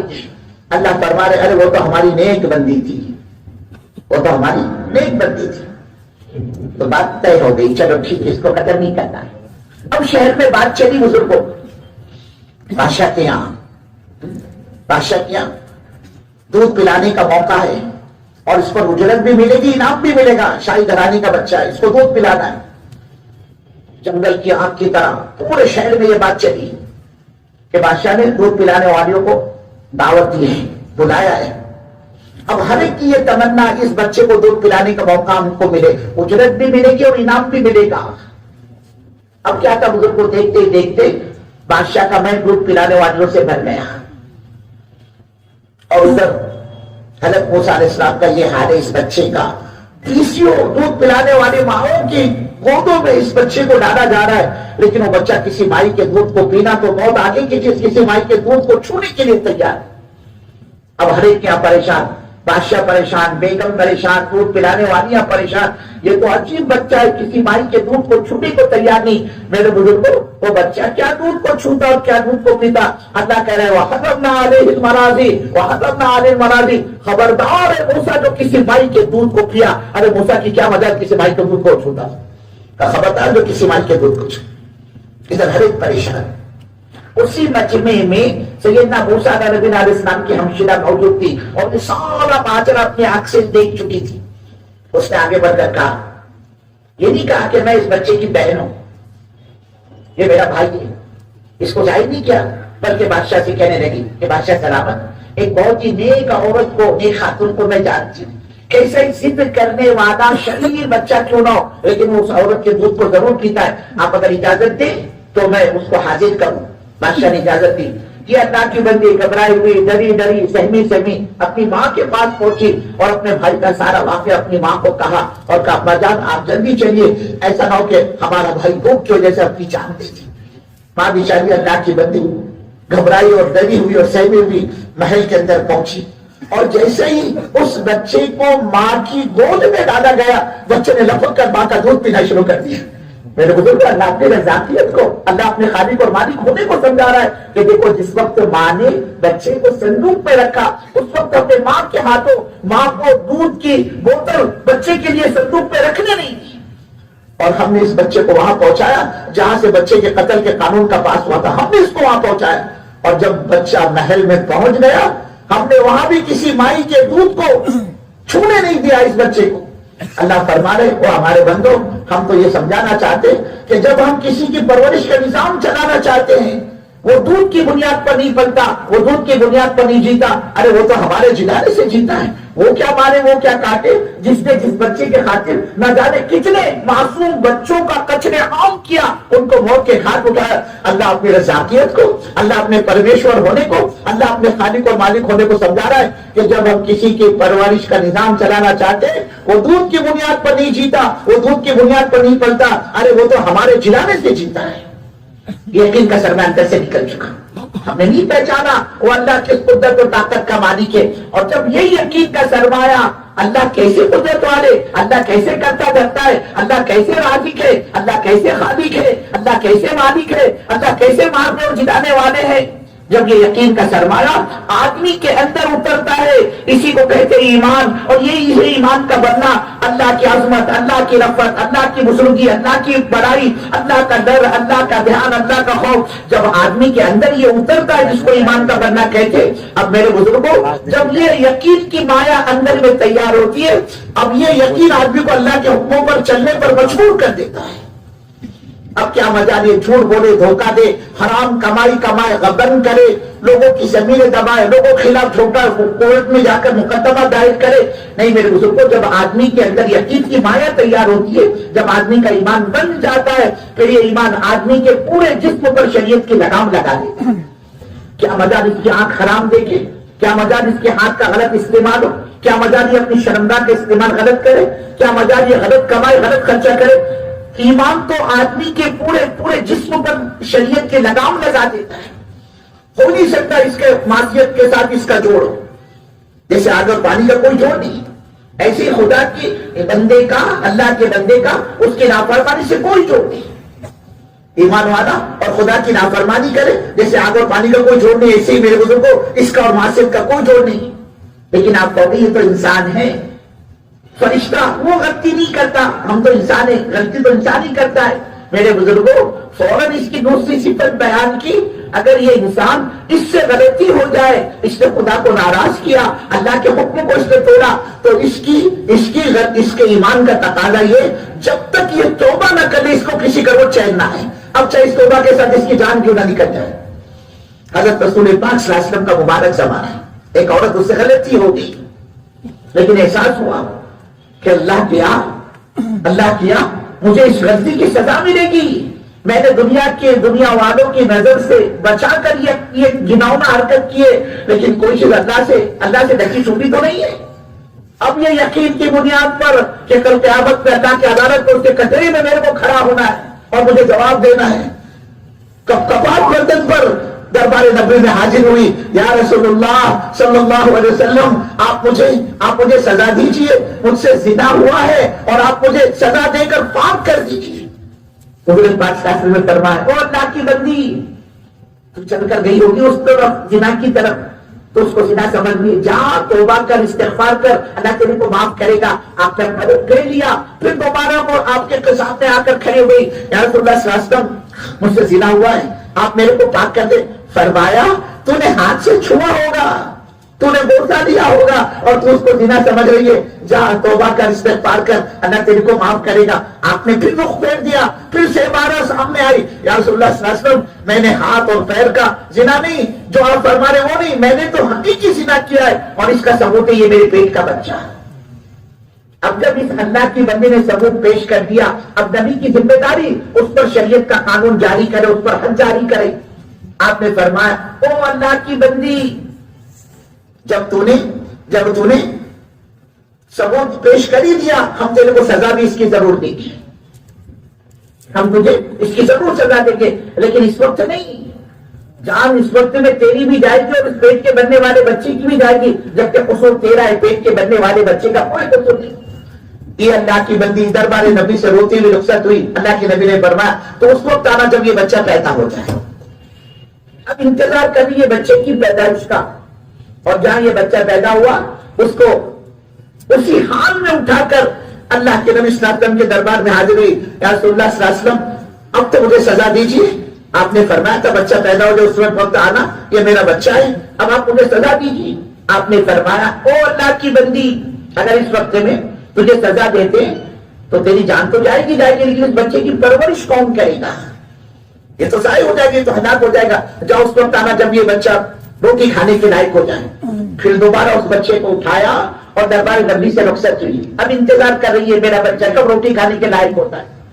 یہاں تک کہ جب اس نے یہ دیکھا کہ جب بھی بچے کے ہاتھ میں کوئی چیز لگتی ہے وہ اس کو پکڑتا ہے تو فوراً اس کو منہ میں ڈالتا ہے۔ اس اللہ کی بندی کو تو بہانا چاہیے تھا، اس نے ہاتھ میں روٹی کا ٹکڑا پکڑایا اور حضور کے دربار میں حاضر ہوئی، یا رسول اللہ صلی اللہ علیہ وسلم، میرا بچہ جب ہاتھ میں روٹی کا ٹکڑا پکڑتا ہے تو یہ کھاتا بھی ہوگا، یہ دلیل ثبوت علامت کی اس بات کی کہ پکڑتا ہے تو کھاتا بھی ہوگا، اور آپ دیکھ رہے ہو اس کو منہ میں رکھ کر چوس رہا ہے روٹی کے ٹکڑے۔ حضور پاک صلی اللہ علیہ وسلم نے اس بچے کو ایک صحابی کے حوالے کیا۔ میرے بزرگوں، ایمان جو ہے نا وہ اندر کی کیفیت کا نام ہے۔ جب یہ بنتا ہے نا پھر آدمی اپنے کو گناہ پر باقی نہیں چھوڑتا، چاہے اس کی توبہ کے لیے اس کی جان کیوں نہ چلی جائے۔ مسلمان جان دے سکتا لیکن میں ایمان کا سودا نہیں کر سکتا۔ اس کو کسی نے دیکھا نہیں تھا اس حرکت کرتے ہوئے، لیکن سوچ رہی ہے کہ اللہ نے دنیا کے اندر ایک سزا مقرر کی ہے اس گناہ کی، اگر میں نے دنیا میں اس کو بھگت لیا ممکن ہے اللہ آخرت کی بڑی سزا سے میری حفاظت کر دے، ورنہ آخرت کی سزا بھگتنا میرے بس کی بات نہیں۔ چنانچہ اللہ کے نبی دیکھ رہے بچہ منہ میں روٹی چبا رہا ہے، چوس رہا ہے اس کو، آپ نے اس بچے کو ایک صحابی کے حوالے کیا، گلا کھودا گیا، اس عورت کو اس پہ کھڑا کیا گیا اور اس بخش نے فرمایا اس عورت کو پتھر سے مارو۔ اب جو چاروں طرف سے پتھر برسنے لگے، ان پتھر مارنے والے میں ایک صحابی حضرت خالد بن ولید رضی اللہ تعالیٰ، تو انہوں نے نشانہ باندھا اور نشانہ باندھ کر جو مارا ہے پتھر اس عورت کو، وہ جا کر لگا اس عورت کی کھوپڑی پر، سر پر، اور وہ کھوپڑی پھٹی اور وہاں سے خون کے چھینٹے اٹھ کر حضرت خالد رضی اللہ تعالیٰ کے کپڑوں پر آ کر پڑے۔ حضرت خالد نے جو ہی اس عورت کے خون کو اپنے کپڑوں پر دیکھا اس پر ناراض ہو گئے کہ اللہ کی بندی تیرے کو غیرت نہیں آئی، شرم نہیں آئی، ایسے گھناؤنا حرکت تو نہیں کیوں کی؟ اب تو چیختی ہے، اب چلا رہی ہے، اب تو جان بچانا چاہتی ہے۔ اس لیے اس کو تو تکلیف ہو رہی تھی، وہ چیخ رہی تھی، چلا رہی تھی، اور حضرت خالد رضی اللہ تعالیٰ اس کو ڈانٹ ڈپٹ کر رہی تھی۔ اللہ کے نبی صلی اللہ علیہ وسلم نے حضرت خالد رضی اللہ تعالیٰ کی ڈانٹ ڈپٹ کو سنا، آپ نے فرمایا او خالد خبردار، تم اس عورت کو ہرگز برا بھلا نہ کہو۔ اے خالد، اس عورت نے تو ایسی توبہ کی ہے، اگر اس کی توبہ کو پورے مدینے والوں پر تقسیم کر دیا جائے اللہ اس ایک عورت کی توبہ کی برکت سے پورے مدینے والوں کی تقسیم مغفرت کر دے گا۔ اس نے ایسی توبہ کی۔ ایمان تو اس کو کھینچے میرے بزرگوں کہ اول تو ایمان والا خدا کی نافرمانی کر ہی نہیں سکتا، لیکن اگر اس سے نافرمانی ہو جائے تو جب تک یہ توبہ نہ کر لے اس کو کسی کروٹ چین نہ ہے۔ آج تو بزرگوں مسلمان خدا کی نافرمانی کر کے گھمنڈ کرتا ہے کہ سب ساری دنیا کرتی ہے، میں نے کیا تو کیوں، کیا ہوا اس میں، حرج کیا اس کے اندر۔ میرے بزرگوں ایمان تو اس طاقت کا نام ہے، جب یہ اندر میں اترتا ہے پھر یہی ایمان آدمی کو اللہ کے حکموں کا پالن کرنے پر مجبور کر دیتا ہے۔ کیا مجال اس کی آنکھیں غلط دیکھیں، کیا مجال اس کے کان غلط سنیں، کیا مجال اس کے ہاتھ اور پیر اور شرمگاہ کا غلط استعمال ہو۔ اس لیے کہ ایمان پوری جسم کے رگ و ریشے پر کنٹرول کرتا ہے، شریعت کی لگام لگا دیتا ہے۔ ایمان کا تو خاصہ ہی ہے۔ صحابہ کرام رضوان اللہ اجمعین شراب کے شوقین، شراب کے عادی، شراب کے دل دادا، گھٹیوں کے اندر ان کی شراب بھری ہوئی ایمان سے پہلے۔ ایمان اندر میں آ چکا، شراب کی حرمت نہیں آئی، شراب حرام نہیں ہوئی، اس میں پی جا رہی ہے۔ اور ایسے عاشق، ایسے شوقین شراب کے جو 500 کو شراب کے نام جانتے تھے، 500 شراب کے نام۔ جیسے ہمارے تمہارے یہاں بچہ پیدا ہو تو اس کو گٹی چٹائی جاتی ہے، ایسے وہاں جھولے کے بچے کو شراب چٹائی جاتی تھی۔ نکاح ہو، شادی بیاہ ہو، لین دین کے مواقع ہو، ایسے موقع پر ہدیہ اور تحفہ اور گفٹ کہہ کر شراب کے مٹکے جہیز کے اندر دیے جاتے تھے۔ اور اچھی بات یہ میرے بزرگوں، جس کے مکان میں جتنی زیادہ پرانی شراب وہ اتنا قابل احترام عظمت والا سمجھا جاتا تھا۔ یہ بڑا آدمی ہے، وی آئی پی آدمی ہے۔ ایک آدمی اس کے پاس 50 سال پرانی شراب ہے اور دوسرے کے پاس 100 سال پرانی شراب ہے۔ اب یہ 50 سال پرانی شراب والا 100 سال پرانی شراب والے کے یہاں پر نکاح کا، شادی کا پیغام نہیں بھیج سکتا تھا، اس میں اس کی توہین سمجھی جاتی تھی، ذلت سمجھی جاتی تھی، عزت کا معیار شراب بنی ہوئی۔ حضرت ابو طلحہ رضی اللہ تعالیٰ کا مکان ہے، حضرت انس رضی اللہ تعالیٰ بھر بھر کر جام پیش کر رہے، لوگ پیو لوگ پیو لوگ۔ ایک مسجد چل رہی تھی شراب کی، اچانک ایک منادی آواز لگاتا ہوا اس مجمع سے گزر گیا کہ آج سے شراب حرام، اب یہ ممنوع، اب یہ نہیں پی جائے گی۔ اللہ اکبر، ایمان آدمی کے اندر اللہ کے حکموں پر چلنے کی استعداد و صلاحیت پیدا کر دیتا ہے. جیسے انہوں نے یہ سنا شراب حرام، شراب ممنوع، انہوں نے نہیں کہا کہ میں ذرا تحقیق تو کرو کون اعلان کرنے والا تھا، اس کو پکڑ کے کہاں سے اعلان کر رہا ہے، کس نے کہا اس کو اعلان کرنے کے لیے. نہیں میرے بزرگوں، جس نے سنا جیسے اس کو سانپ نے سونگھ لیا، اس کے ہاتھ وہیں رک گئے، اور جیسے اس نے سنا شراب حرام، اس نے وہ ہاتھ کی شراب کو زمین پر ڈال دیا. جس اللہ کے بندے نے جام کے اور شراب کے اپنے منہ کے قریب لے کر گیا اور اس نے سنا شراب حرام، اس اللہ کے بندے نے اس کو گھونٹ بھرنا پسند نہیں کیا اور منہ تک پہنچی ہوئی شراب کو اس نے زمین پر ڈالا. اور جس اللہ کے بندے نے گھونٹ بھری اسے تو حلق کے نیچے اتارنا ہے، اس اللہ کے بندے نے منہ کی پی ہوئی شراب کو حلق کے نیچے اترنے نہیں دیا. اور جس اللہ کے بندے نے اس مجلس میں پی رکھی تھی، شراب اس کے پیٹ میں اتر گئی اور اس نے سنا شراب حرام، شراب ممنوع، اب یہ نہیں پی جائے گی. اب کیا تھا میرے بزرگوں، اس کا ایمان اس کو اندر جھنجھوڑنے لگا. او اللہ کے بندے، ارے تیرے پیٹ میں تو پلید چیز، حرام چیز اور ناپاک چیز پڑی ہوئی. اس نے انگلیاں ڈال کر کہہ کیے وومیٹنگ الٹی کر کے پی ہوئی شراب کو پیٹ کے اندر سے باہر نکالا. آپ اندازہ لگائیے میرے بزرگوں، کوئی پولیس نہیں، کوئی سی آئی ڈی نہیں، کوئی ہٹکڑی نہیں، کوئی چارج شیٹ تیار نہیں ہو رہا ہے کہ بھئی شراب کا اس نے قانون توڑا، شراب پیے اس نے، حکومت کے خلاف کیا ہے، کوئی دیکھنے والا نہیں. ایک حکم پر شراب چھوڑیے کہ جس دن شراب حرام ہوئی اس دن مدینے کی گلیوں میں ایسی شراب بہ رہی تھی جیسے ہمارے رتہ گیری میں بارش کے دنوں میں ندیوں نالے جیسے بہتے، ویسے مدینے کے گلیوں سے شراب بہ رہی تھی. ایک حکم پر شراب چھوڑی تھی. آج آپ اس کے خلاف قانون بناؤ، جتنے سخت قانون بناؤ گے آپ شراب کے خلاف اتنی زیادہ بنے گی اور اتنی زیادہ سیل ہوگی، بکے گی اور اتنی زیادہ پی جائے گی. اور کوئی قانون نہیں، کوئی دیکھنے والا نہیں. میرے بزرگوں، آدمی کو اندر کی طاقت چلاتی ہے، ایمان کی طاقت اللہ کے حکموں پر. آج ہمارا تمہارا ایمان اللہ ہم کو معاف کر دے، حرام کمائیوں سے نہیں روکتا، سود اور جھوٹ اور دھوکے بازی اور فراڈ سے نہیں روکتا، خدا کی نافرمانی سے نہیں روکتا. اتنا ہی کیوں میرے بزرگوں، 5 وقت اللہ کا منادی اس کو کہہ رہا ہے اللہ بڑے، حی علی الصلاۃ، حی علی الفلاح. اور اللہ کے بندے سن لے، سارے کوٹیشن مسجد کے راستے سے پاس ہوتے، ساری خیر کے آنے کا راستہ مسجد ہے. اللہ اتنے بڑے، اتنے بڑے، اتنے بڑے، اللہ کی بڑائی کی کوئی حد نہیں، اور اس کے مقابلے میں تم اتنے چھوٹے، تمہارے چھوٹا ہونے کی کوئی حد نہیں. حی علی الصلاۃ، او اللہ کے بندے آجا، اس کے سامنے اپنی پیشانی کو جھکا. حی علی الفلاح، کامیابی کی طرف آ، نماز کی طرف آ. 5 وقت مسجد کا مؤذن اسپیکر کے راستے سے آپ کو بلا رہا ہے، لیکن آج ہمارا ایمان اذان سن کر ہم کو مسجد میں نہیں لے کر آتا کہ مؤذن صاحب آپ 5 مرتبہ نہیں 50 مرتبہ چلائیے، میرے کو فرق نہیں پڑتا. تم کیا سمجھتے ہو، تم اذان دو گے، مجھے بلاؤ گے، میں مسجد میں آؤں گا؟ میں اتنے آسانی سے نہیں آؤں گا. میں نہ تو نہیں کہتا ہوں لیکن میں آؤں گا ضرور، اور میں تو 4 کے کندھوں پر شہانہ سو کر آؤں گا، لیٹ کر آؤں گا. میرے بزرگوں، وہ کیا آنا ہوا کہ میں تو مسجد میں آیا نہیں لیکن میرا جنازہ مسجد میں لایا. تو وہ ایمان آج مسلمان کو اذان سن کر مسجد میں نہ لے کر آئے، وہ ایمان میرے بزرگوں، رچنا گیری والوں، میرے کو آپ کو کیسے جنت میں لے کر جائے گا؟ صحابہ فرماتے ہیں ہم نے اس کو سیکھا ایمان کو، تعلمنا ایمان، ہم نے ایمان کو سیکھا. جب ایمان سیکھا تو اندر میں استعداد و صلاحیت پیدا ہو گئی اللہ کے حکموں کا پالن کرنے کی.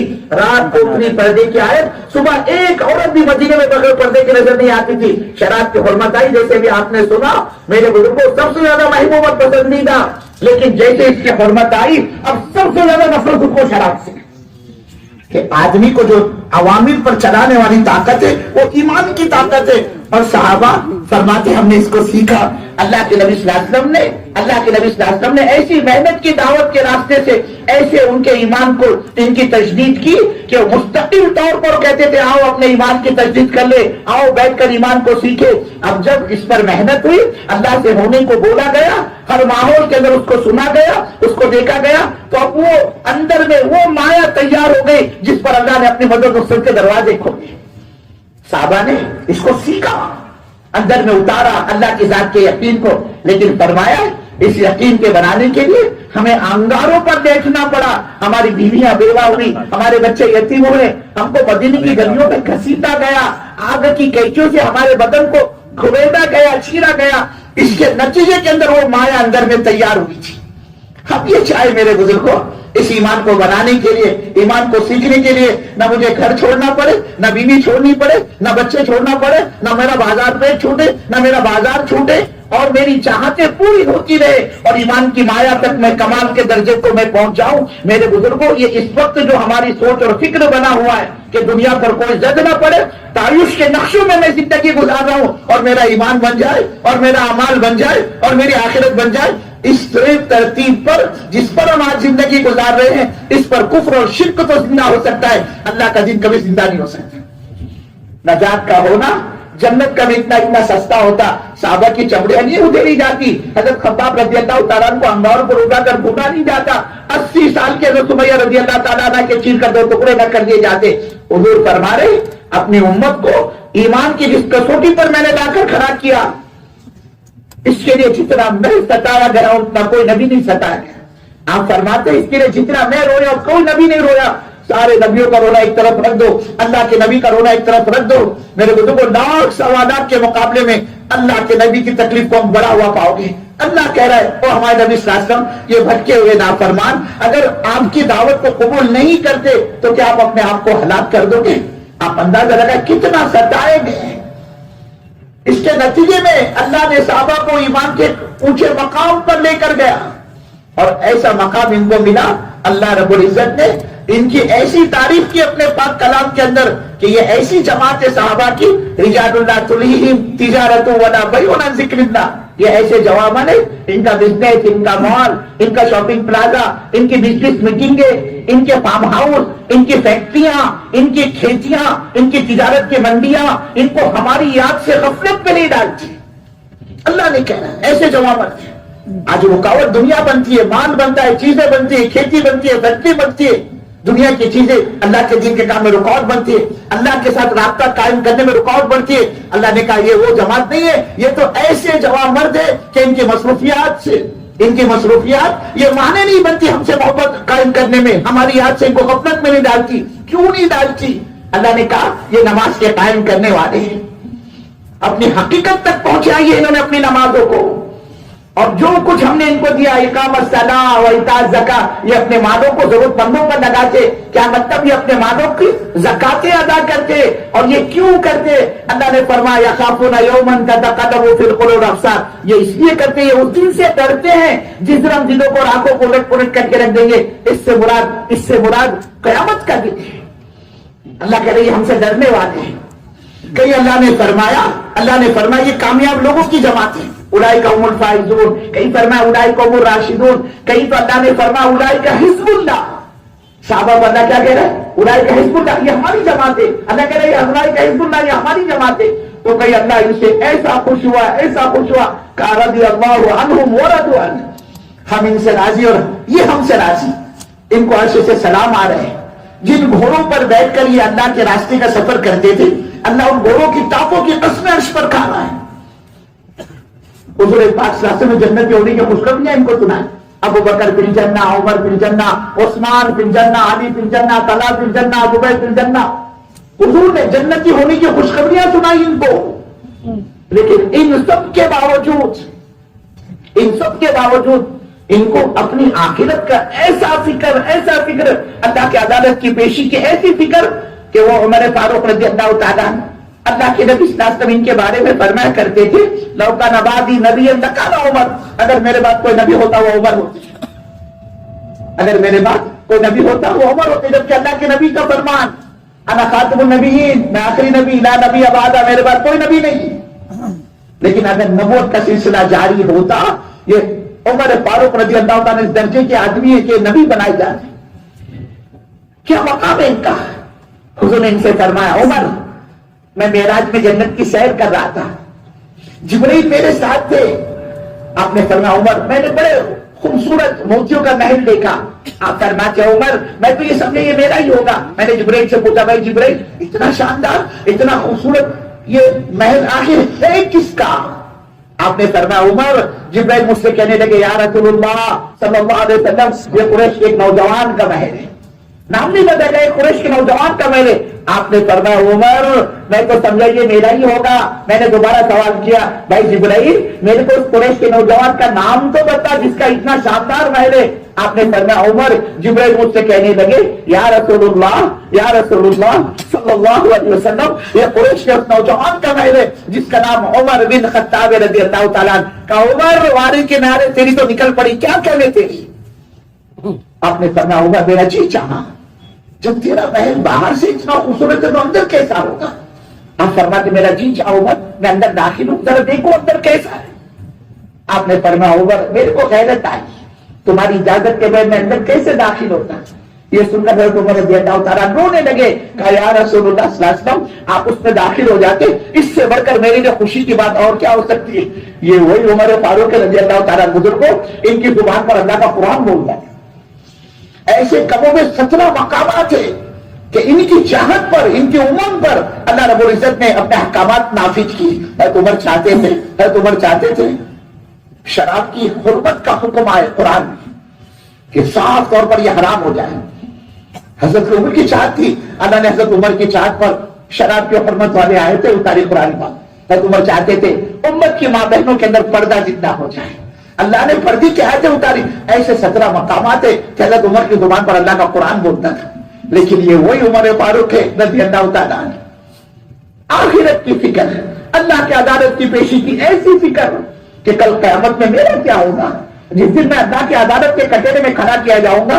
اور وہ حدیث سن رکھی تھی کہ کل قیامت کے میدان میں انسان کے یہ پیر انسان کے یہ قدم اس وقت تک اپنی جگہ سے اٹھ نہیں پائیں گے جب تک وہ چند سوالات کا جواب نہ دے دے. کوئی مائی کا لال کیوں نہ ہو کسی برادری کا کسی علاقے کا کسی شہر کے رہنے والا اللہ اسے پوچھے گا اے میرے بندے یہ بتا زندگی کس مشغلے میں لگائی جوانی کو کہاں لٹایا مال کو کیسے کمایا مال کو کہاں خرچ کیا اور جو کچھ جانا اس پر عمل کتنا کیا.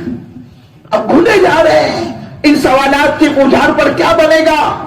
مدینہ مرکز بیجاپور. تو کبھی اپنے آپ سے کہتے اے عمر کاش تجھ کو تیری ماں نے پیدا ہی نہ کیا ہوتا. عمر تیرے دنیا میں آنے کی ضرورت کیا تھی. کل رب کی عدالت میں اس کے کچہرے میں کھڑے ہو کر اے عمر تو اس رب کو کیا منہ دکھائے گا اور کیا جواب دے گا. کبھی فرماتے عمر اپنے آپ سے کہتے عمر کاش کو کوئی درخت کا پتا ہوتا چلتا پھرتا جانور منہ مار لیتا تیرے کو کھا کر پاخانے کے راستے سے مینگنی بنا کر باہر نکال دیتا.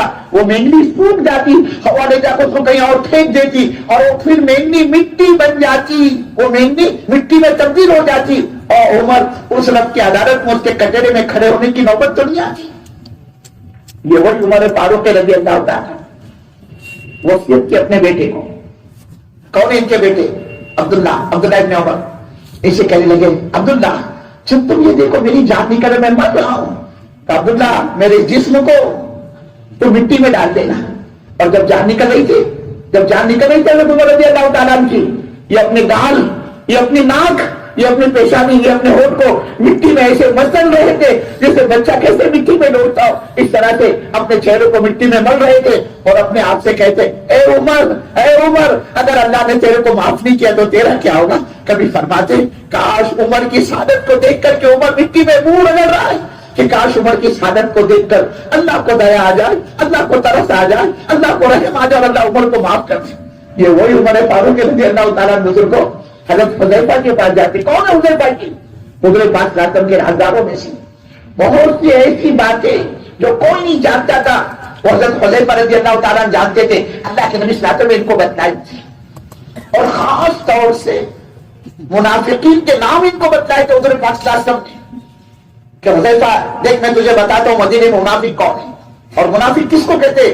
زبان کا مومن دل کا بے ایمان جس کو اسلام سے بغض ہوتا ہے نفرت ہوتی ہے عداوت ہوتی ہے جو دین کا دشمن ہوا کرتے تھے اللہ کے دشمن اللہ کے نبی کے دشمن اللہ کے دین کے دشمن. اور وہ کون ہے یہ اللہ کے نبی جانتے تھے اور اس کی نشاندہی آپ نے حضرت حذیفہ کو فرمائی کہ حذیفہ دیکھیے یہ سب منافق ہے. حضرت عمر رضی اللہ تعالیٰ کے بارے میں آتا ہے یہ حضرت حذیفہ کے پاس جاتے ہیں دوستی کرتے پٹاتے ان کو اور جب دیکھ حذیفہ وہ جو تیرے کو رسول پاک صلی اللہ علیہ وسلم نے منافقین کے نام بتلائے کون ہے مدینے میں منافق مجھے اس سے کوئی لینا دینا نہیں جو بھی ہوگے سو ہو بس حذیفہ تو میرے کو اتنا بتا وہ جو رسول پاک صلی اللہ علیہ وسلم نے تیرے کو منافقین کے نام بتائے، ان منافقین کی فہرست کے اندر مجھ عمر کا نام تو نہیں ہے، ان منافقین کے اندر میرا نام تو نہیں ہے۔ میرے بزرگ رچنا گیری والوں، ارے وہ سب کچھ کر کے ڈرتے تھے، ہم کچھ نہیں کر کے بھی نہیں ڈرتے۔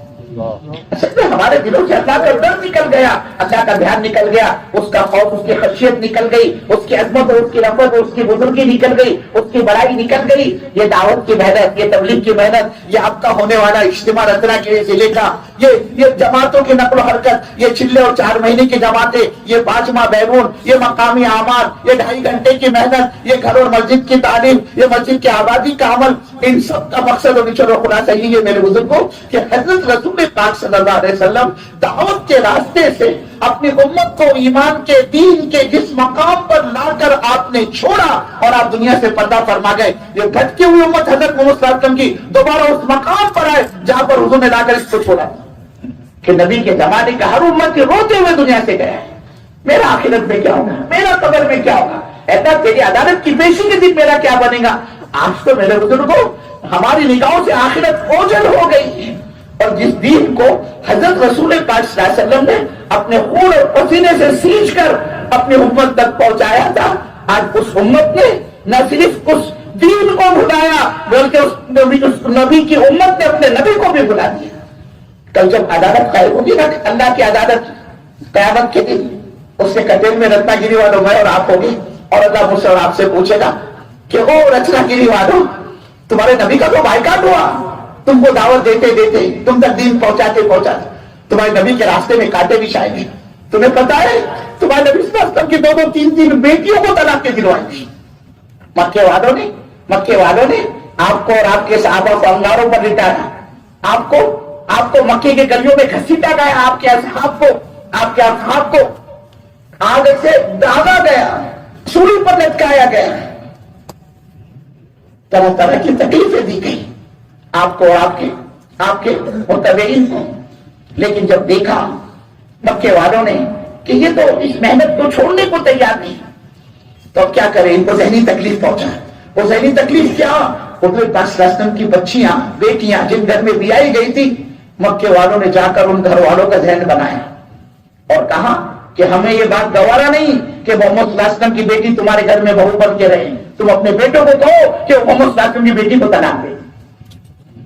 چنانچہ ان بدبختوں نے وہ کیا جو ان کو نہیں کرنا تھا۔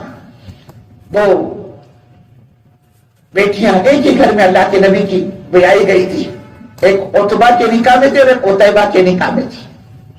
چنانچہ ان کا باپ بدبخت آ کر اپنے بیٹوں سے کہنے لگا کہ میں نہیں پسند کرتا کہ محمد صلی اللہ علیہ وسلم کی بیٹی ہمارے اس گھر میں رہیں، تم اس کو طلاق دو۔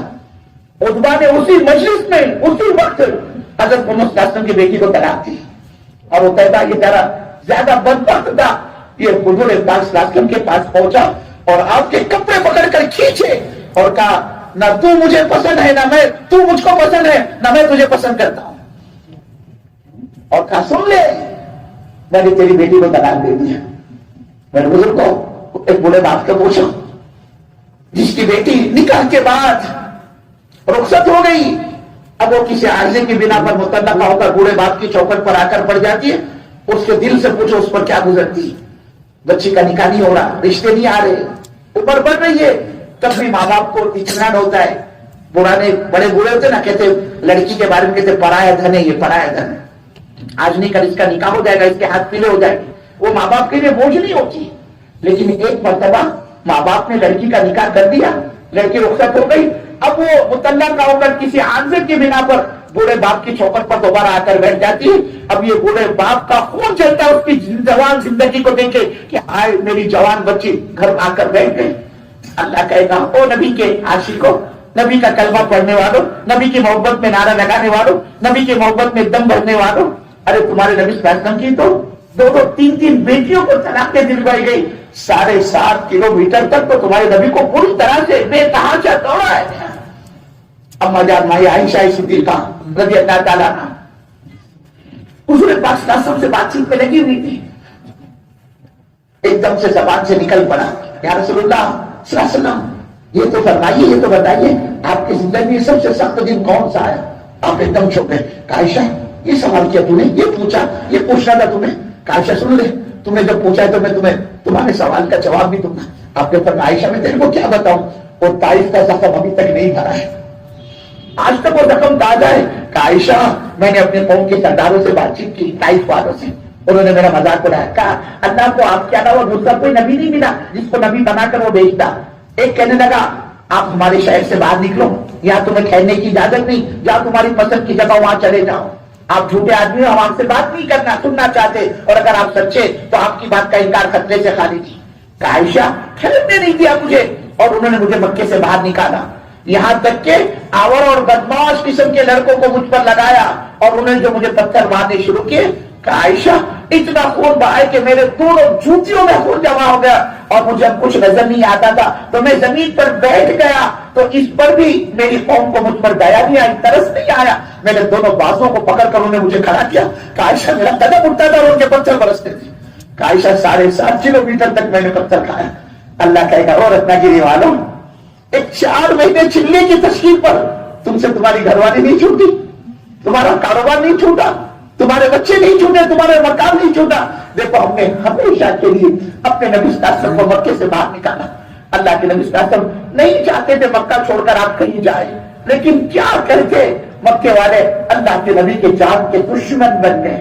اور یہ چاہا آج رات کو کام تمام کر دینا ہے اللہ کے نبی صلی اللہ علیہ وسلم کا. انہوں نے پوری طرح سے حضور پاک صلی اللہ علیہ وسلم کے گھر کو گھیر لیا کہ جو ہی باہر نکلے ہم اللہ کے نبی کا کام تمام کر ڈالیں گے. قتل کے منصوبے بنے آپ کے. اللہ نے وہی بھیجی اور ہمارے نبی صلی اللہ علیہ وسلم اب آپ الوداع کر گئی، چھوڑ دے مکہ. اللہ کے نبی اٹھتے ہیں، آپ اپنے حجرے سے اپنے مکان سے باہر نکلتے ہیں، اور ان کے درمیان سے اللہ نے ان کو گزروایا، اور ان دشمنوں کی آنکھوں پر ایسے اندھے پن کا پردہ پڑا اور اللہ کے نبی صلی اللہ علیہ وسلم کو نہیں دیکھ پائے. اس کے باوجود بھی اللہ کے نبی صلی کی تاریخی میں بار بار پلٹ پلٹ کر مڑ مڑ کر بیت اللہ پر نگاہ جمائے جا رہے اور فرمائے جا رہے، اے بیت اللہ تو اللہ کا گھر ہے، تیری بڑی عظمت ہے، تعظیم ہے، اور مجھے تجھ سے عشق ہے، تعلق ہے، لگاؤ ہے. تو میرا جائے پیدائش ہے، میرے باپ دادا کا آبا اور اجداد کا وطن رہا ہے. میں تو کسی حال میں کبھی تجھے چھوڑ کر کہیں نہ جاتا، لیکن میں کیا کروں، میں مجبور ہوں. یہ مکہ والے میرے کو یہاں رہنے نہیں دیتی. اللہ کہیں گے او رتناگیری والوں، 4 مہینے گھر نہیں چھوٹا، بیوی نہیں چھوٹی، بچے نہیں چھوٹے. دیکھو ہمیشہ کے لیے ہم نے اپنے نبی صلی اللہ علیہ وسلم کو مکے سے باہر نکالا. اللہ کہے گا تم اپنے کو نبی کا عاشق بتاتے ہو، نبی کی محبت کا دم بنتے ہو، نبی کی محبت کا دعویٰ کرتے ہو. ارے یہ 14ویں اور 15ویں صدی میں ہمارے نبی کا دین مٹ رہا تھا، دین کی دھجیاں اڑ رہی تھی، دین کے جنازے نکل رہے تھے. اللہ پوچھے گا بتاؤ رتناگیری والوں، اس زمانے میں اس صدی کے اندر تم نے ہمارے محبوب صلی اللہ علیہ وسلم کے دین کے لیے کیا قربانی؟ جواب دینا بھاری ہو جائے گا. کیا کچھ نہیں سہا حضور پاک صلی اللہ علیہ وسلم نے ہم تک اور آپ تک دین پہنچانے کے لیے. اللہ کے نبی صلی اللہ علیہ وسلم نے دیکھا حج کا زمانہ ہے، قبائل آئے ہوئے ہیں، اور وہ بیت اللہ کے لیے علاقہ در علاقہ امن کر آیا ہوا ہے. اللہ کے نبی نے سوچا چلو مکہ والے تو بات سنتے نہیں، یہ باہر کے مہمان ہیں، ان مہمانوں کو میں دعوت دوں اور اس طرح میرا دین پرواز کرے. بڑی امید، بڑی تمنا، بڑی چاہت کے ساتھ آپ ان قبائل کے اندر تشریف فرما ہوئے. ایک ایک قبیلوں کو اللہ کے دین کے طرف متوجہ کر رہے آپ، لیکن کوئی قبیلہ اللہ کے نبی کے بات پر کام لگانے کے لیے تیار نہیں. آپ نے قبیلے کو دعوت دینا شروع کی. آپ دعوت دے ہی رہے تھے، مکہ کا رہنے والا وہاں سے گزرا اور اس نے دیکھا اللہ کے نبی صلی اللہ علیہ وسلم لوگوں کو دین کی دعوت دے رہے، اپنے دین کی طرف بلا رہے. اس نے اشارے سے قوم کو کہا پاگل آدمی ہے، پاگل کہاں چلے اس کے چکر میں، کہ یہ پاگل ہے. انہوں نے حضور پاک صلی اللہ علیہ وسلم کے ہاتھ پکڑ کر جھڑک دیا کہ ایسے پاگل سے ہم کیا بات سنیں. اور اللہ کے نبی صلی اللہ علیہ وسلم اسی وادی کے اندر ایک ایک کے پاس جا جا کر خوشامد کر رہے. کوئی اللہ کے نبی کی بات کو لینے کو تیار نہیں. نگاہ مبارک اللہ کے نبی صلی اللہ علیہ وسلم کی ایک قبیلے پر پڑی جو بالکل الگ تھلگ بیٹھا تھا. آپ وہاں پہنچتے اور جا کر اپنا تعارف کروایا، میں اللہ کا نبی، میں یہ کہتا ہوں، میں یہ کہتا ہوں، میں یہ کہتا ہوں. پوری دعوت دی آپ نے، اور اللہ کا کرنا بزرگ ہو، پوری دعوت سنی اس قبیلے نے اور کہنے لگا ہمیں آپ کی ساری باتیں اچھی لگی، ہمیں آپ کی ساری دعوت ساری باتیں اچھی لگی، آپ نے بہت اچھی بات کی، لیکن ہمارا سردار ہے، آپ اس سردار کو دعوت دیں. اگر وہ سردار آپ کی دعوت کو قبول کر لے تو ہم بھی آپ کی بات ماننے کے لیے تیار ہیں. او اللہ، جیسے اندھیرے میں چراغ ہاتھ لگاؤ، ایک امید کی کرن جاگی اللہ کے نبی صلی اللہ علیہ وسلم. اب تک کیا ہوا، اب تک بھول گئے. اور اس سردار کے انتظار میں آپ اس قبیلے کے پاس بیٹھ گئے. थोड़ी देर में कबीले का सरदार आया और जैसे उसने देखा हुजूर पाक सल्लल्लाहु अलैहि वसल्लम को अपने साथियों के पास, अपने कबीले के पास बैठा हुआ, मरता क्या ना करता, गुस्से की बिना पर इसके चेहरे की रंगत बदल गई और पूछता है इस आदमी को यहाँ किसने पनाह दी, क्यों बैठा ये आदमी हमारे अपने आदमियों के पास। ये बदबख्त पहले से अल्लाह के नबी को पहचानता था। जब इसको पता चला कि इसके अपने आदमियों ने, इसके अपनी कौम ने हजरत मोहम्मद सल्लल्लाहु अलैहि वसल्लम को यहाँ पनाह दिए, कहने लगा अगर मेरी कौम, मेरे आदमी इस आदमी को यहाँ हमारे अपने पास न बिठाते, मैं तो सबसे पहले अपनी तलवार उसकी गर्दन मार देता। आगे कहता है ये बदबख्त अगर मक्के में सबसे ज्यादा घटिया किस्म का कोई शख्स है मेरी निगाह में तो नऊजुबिल्लाह वो ये है मोहम्मद सल्लल्लाहु अलैहि वसल्लम। एक उम्मीद थी बुजुर्ग, इस पर भी पानी फिर गया, वो उम्मीद भी खत्म हो गई। अल्लाह के नबी सल्लल्लाहु अलैहि वसल्लम अब वहां से उठते हैं, आपने अपनी उठनी के मुहार पकड़ी, नकेल पकड़ी और उस पर सवार होना चाह रहे थे कि इस जालिम सरदार के हाथ में नेजा था, नेजा। इस बदबख्त ने अपने उस नेजे से अल्लाह के नबी सल्लल्लाहु अलैहि वसल्लम की उठनी को छुपोया। बस क्या था, उठने को नेजा चुभना था, वो बिजकी उछल पड़ी और हुजूर पाक सल्लल्लाहु अलैहि वसल्लम चारों खाने चिप जमीन पर गिर पड़े। इस बदबख्त ने अल्लाह के नबी सल्लल्लाहु अलैहि वसल्लम को जमीन पर गिरा दिया।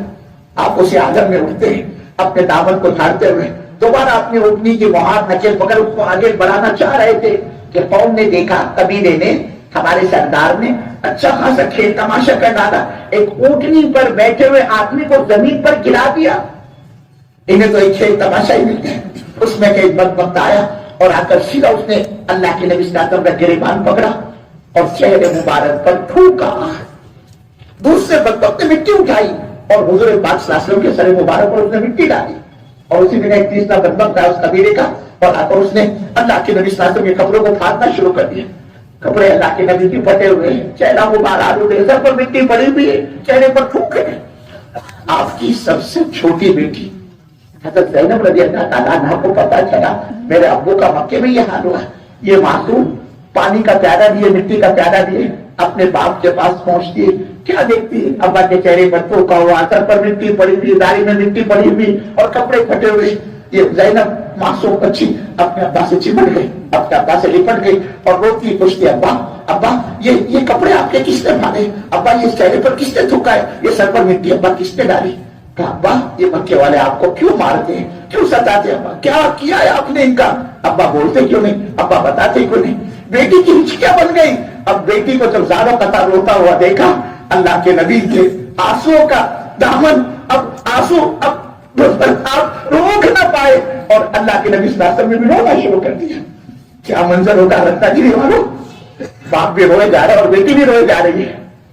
अल्लाह के नबी सल्लल्लाहु अलैहि वसल्लम आखिर में अपनी बेटी हज़रत ज़ैनब रज़ी अल्लाह तआला अन्हा के आंसू पोंछते हुए फरमाया, बेटी ज़ैनब तो रो मत, बेटी देख तू अपने बाप का गम न कर, बेटी तो अपने बाप की फिक्र न कर।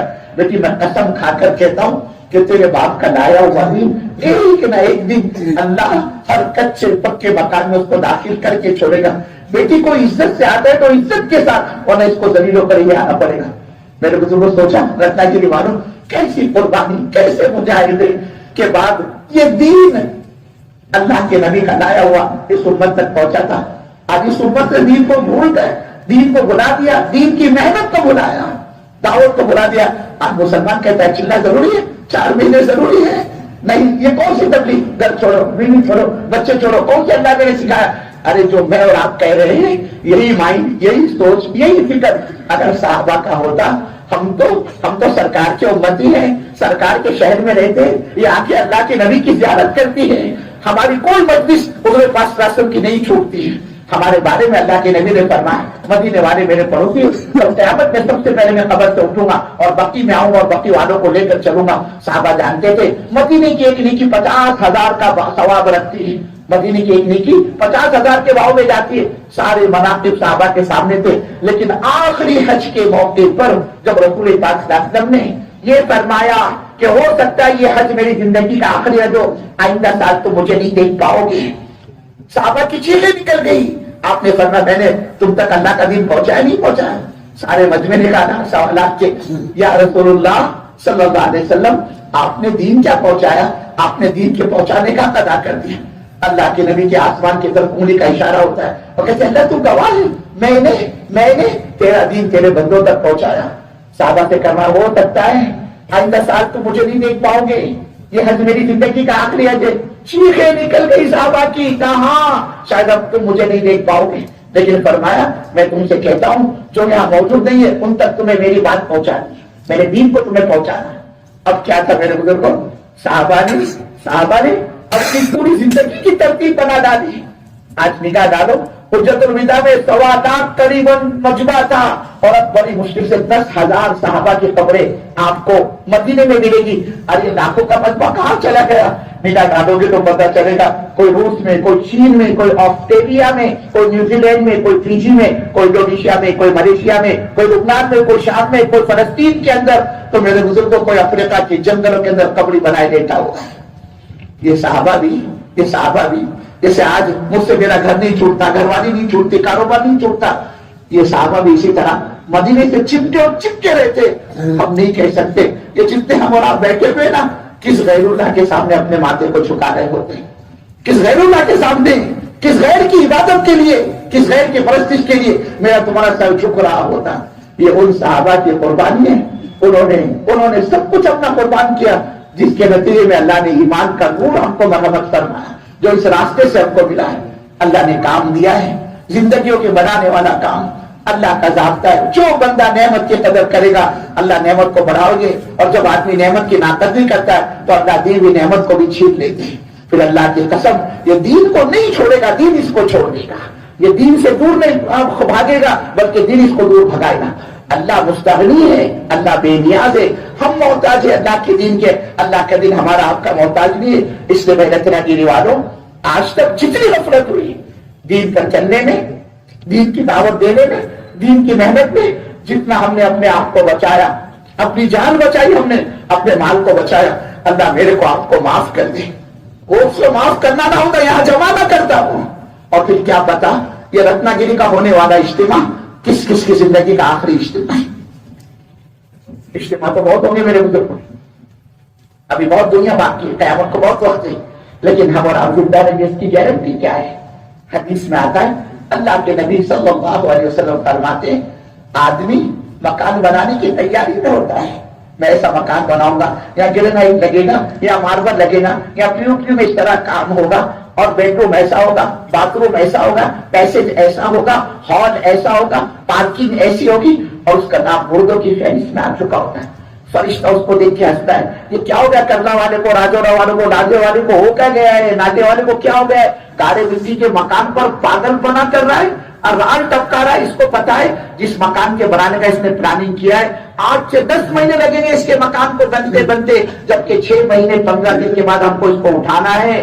15 شعبان کو اس کا کنفرمیشن لیٹر ہم کو مل گیا ہے کہ 6 مہینے 10 دن کے بعد اس کو اٹھانا ہے۔ حضور فرماتے آدمی مکان بنانے کی تیاری میں ہوتا ہے اور اس کا نام مردوں کی فہرست میں آ چکا ہوتا ہے۔ اللہ کے نبی فرماتے آدمی نکاح کی تیاری میں ہوتا ہے، کیوں ماشاء اللہ، کہاں بولے وہ راجا پور کی لڑکی ہے، او اللہ بولے بہت خوبصورت اور ماشاء اللہ بہت اچھی فیملی اور گڈ فیملی ہے، اب وہ تیاری میں لگ گیا، او ہو راجا پور والے کہہ رہے کہ ہم 10 لگژریاں لے کر آئیں گے اور آپ کو جو ہے ان کے لیے ٹھہرنے کا انتظام کرنا ہے اور وی آئی پی ٹریٹمنٹ چاہیے۔ اب رتنا گیری شہر میں اتنا بڑا ہال کہاں سے لائیں گے، لوگوں کو رہنے کو جگہ نہیں تو 10 گاڑیوں پہ پارکنگ کہاں کریں گے، بولے اپن ہائی وے پر جائیں گے، بولے ہائی وے گوا ہائی وے پہ لانچ کے اندر نکاح کریں گے، اے اللہ اس نے لانچ بک کیا، اب بولے اپن چھوٹا موٹا کھانا نہیں کیٹرنگ کا آرڈر دیں گے، اب اس نے کیٹرز کو اور بک کیا کہ لنچ میں یہ ہوگا، ڈنر میں یہ ہوگا، اسٹارٹر کے اندر یہ ہوگا، مہمان یہاں ٹھہریں گے اور یہاں کھلایا جائے گا اور یہاں یہ ہوگا، اور اس کا نام مردوں کی فہرست میں آ چکا ہوتا ہے۔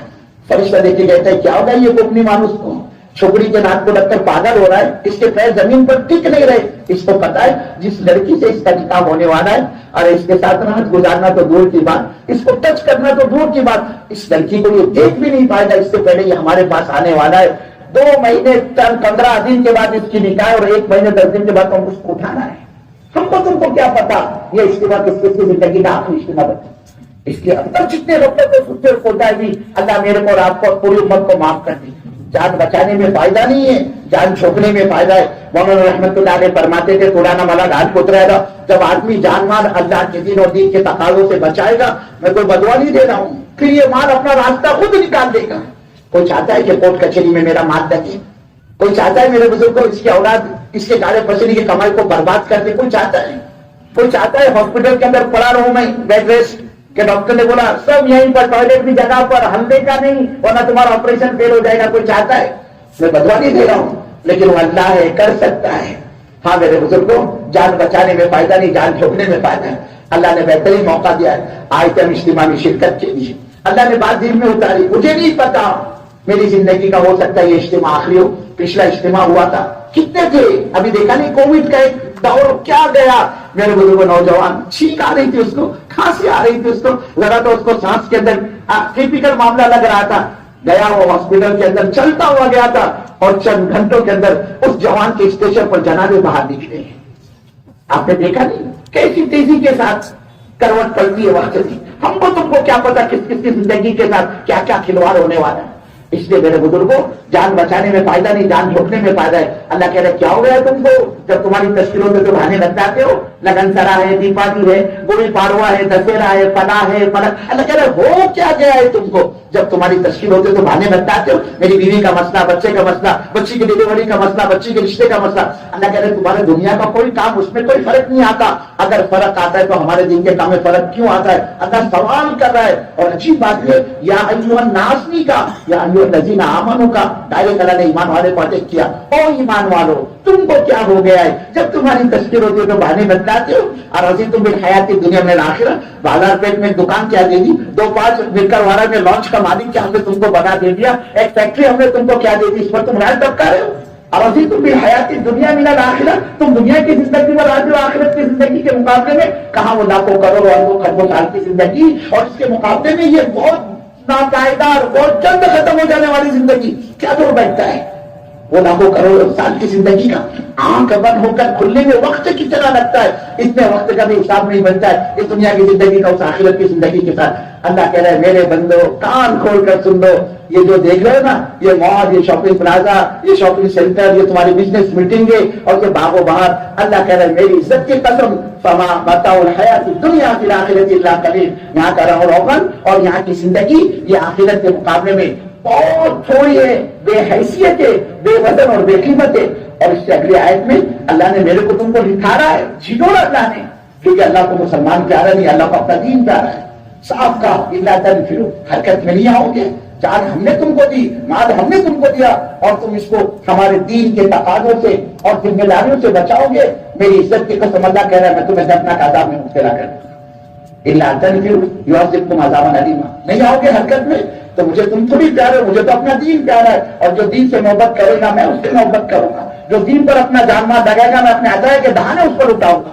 اللہ کہہ رہا ہے تم حرکت میں نہیں آؤ گے، میری عزت کی قسم اللہ کہہ رہا ہے میں تمہاری جیتے کی زندگی کو جہنم بنا کر چھوڑوں گا۔ ہاں اللہ کہہ رہا ہے وَمَنْ أَعْرَضَ عَنْ ذِكْرِي فَإِنَّ لَهُ مَعِيشَةً ضَنكًا، تمہاری سانسوں کا دشمن بن جاؤں گا میں، اللہ کہہ رہا ہے۔ ہاں اور پھر کام سے سمجھوتا کرو گے نا، اللہ کی قسم اپنی جان، اپنا مال، اپنی عزت اور آبرو کا بچانا میرے تمہارے لیے مشکل ہو جائے گا۔ اس سے جان بچانے میں فائدہ نہیں، جان چھپنے میں فائدہ ہے۔ اللہ کہہ رہے الا تنفروا، حرکت میں نہیں آؤ گے، کہیں نکلو گے ہمارے راستے میں، ہم تمہارا کیا حشر کریں گے، ہم تمہیں دردناک عذاب میں مبتلا کر دیں گے۔ کس کو کہتے ہیں دردناک عذاب؟ سیلاب کا آ جانا، سونامی آ جانا، زلزلے کا آ جانا، زمین پھٹ کر اس میں دھسا دے جانا۔ ارے میرے بزرگ یہ تو وقتی عذاب ہے، آتا اور چل جاتا ہے۔ اللہ کہہ رہے نہیں، میں تمہاری زندگی کا، تمہاری سانسوں کو جہنم میں تبدیل کر دوں گا۔ وَمَنْ أَعْرَضَ عَنْ ذِكْرِي فَإِنَّ لَهُ مَعِيشَةً ضَنكًا، سب ہوگا تمہارے پاس مال، رہنے کے لیے مکان، پہننے کے لیے کپڑے، 2 وقت کی روزی روٹی، لیکن تمہارے چین و سکون کو حالت کر دوں گا میں، تمہاری معیشت کو تنگ کر دوں گا۔ آج بتاؤ کون مال کا لال ٹوٹے، سب پریشان ہے، سب پریشان ہے۔ اور عجیب بات یہ لگتا کے لیے والوں، جو جتنا زیادہ مالدار ہے نا اتنا زیادہ پریشان ہے، جو جتنی بڑی فیکٹری کا مالک ہے اتنا زیادہ پریشان ہے، جو جتنے 10-20 لانچ لے کر بیٹھا ہے نا وہ اتنا زیادہ پریشان ہے۔ میرے بزرگوں اللہ کو ناراض کر کے ہم زمین پر سانس لیں گے، اللہ کی قسم وہ اللہ میری تمہاری زندگی کو جہنم بنا کر چھوڑے گا، ساتھوں کا دشمن بن جائے گا۔ اللہ کو مسلمان پیارا نہیں، نیلا اٹھا کر دیکھو، کہیں بھی مسلمان کے ساتھ اللہ کا کوئی وعدہ نہیں ہے۔ جتنے وعدے ہیں اللہ کے، عزت کا وعدہ، نجات کا وعدہ، سربلندی کا وعدہ، حالات کو سازگار بنانے کا وعدہ، عزت کی پستی سے نکال کر عزت کی چوٹی پر، سارے وعدے اللہ کے دین کے شرط کے ساتھ، ایمان کے شرط کے ساتھ، اعمال کے شرط کے ساتھ، دعوت کے شرط کے ساتھ اللہ نے لگایا۔ شرائط پورا کرو، اللہ کہہ رہا ہے اپنے وعدوں کو پورا کریں گے۔ آج کے اللہ کی مدد اٹھی ہوئی ہے، اس کی بنیادی وجہ میں اور آپ ہے، لیکن ہم نے کبھی اپنے آپ کو قصوروار نہیں سمجھا۔ آج جو اللہ کی مدد ہماری آپ کی وجہ سے ہے، اور اگر یہ اعراض کرے گا، جان بچائے گا، اللہ کہہ رہا ہے میں تمہیں دردناک عذاب میں مبتلا کروں گا کہ تمہاری زندگی جہنم بنا دوں گا۔ آج زندگی جہنم بنی ہوئی ہے، اور مجھے سکھی سب پریشان ہے۔ جو جتنا زیادہ دھنی ہے وہ اتنا زیادہ پریشان، جو جتنی بڑی فیکٹری کا مالک ہے اتنا زیادہ پریشان ہے۔ بزرگوں، آدمی اللہ کو ناراض کر کے زندگی گزارے گا، وہ اگر اس کی زندگی جہنم نہیں بنائے گا اور کیا ہوگا؟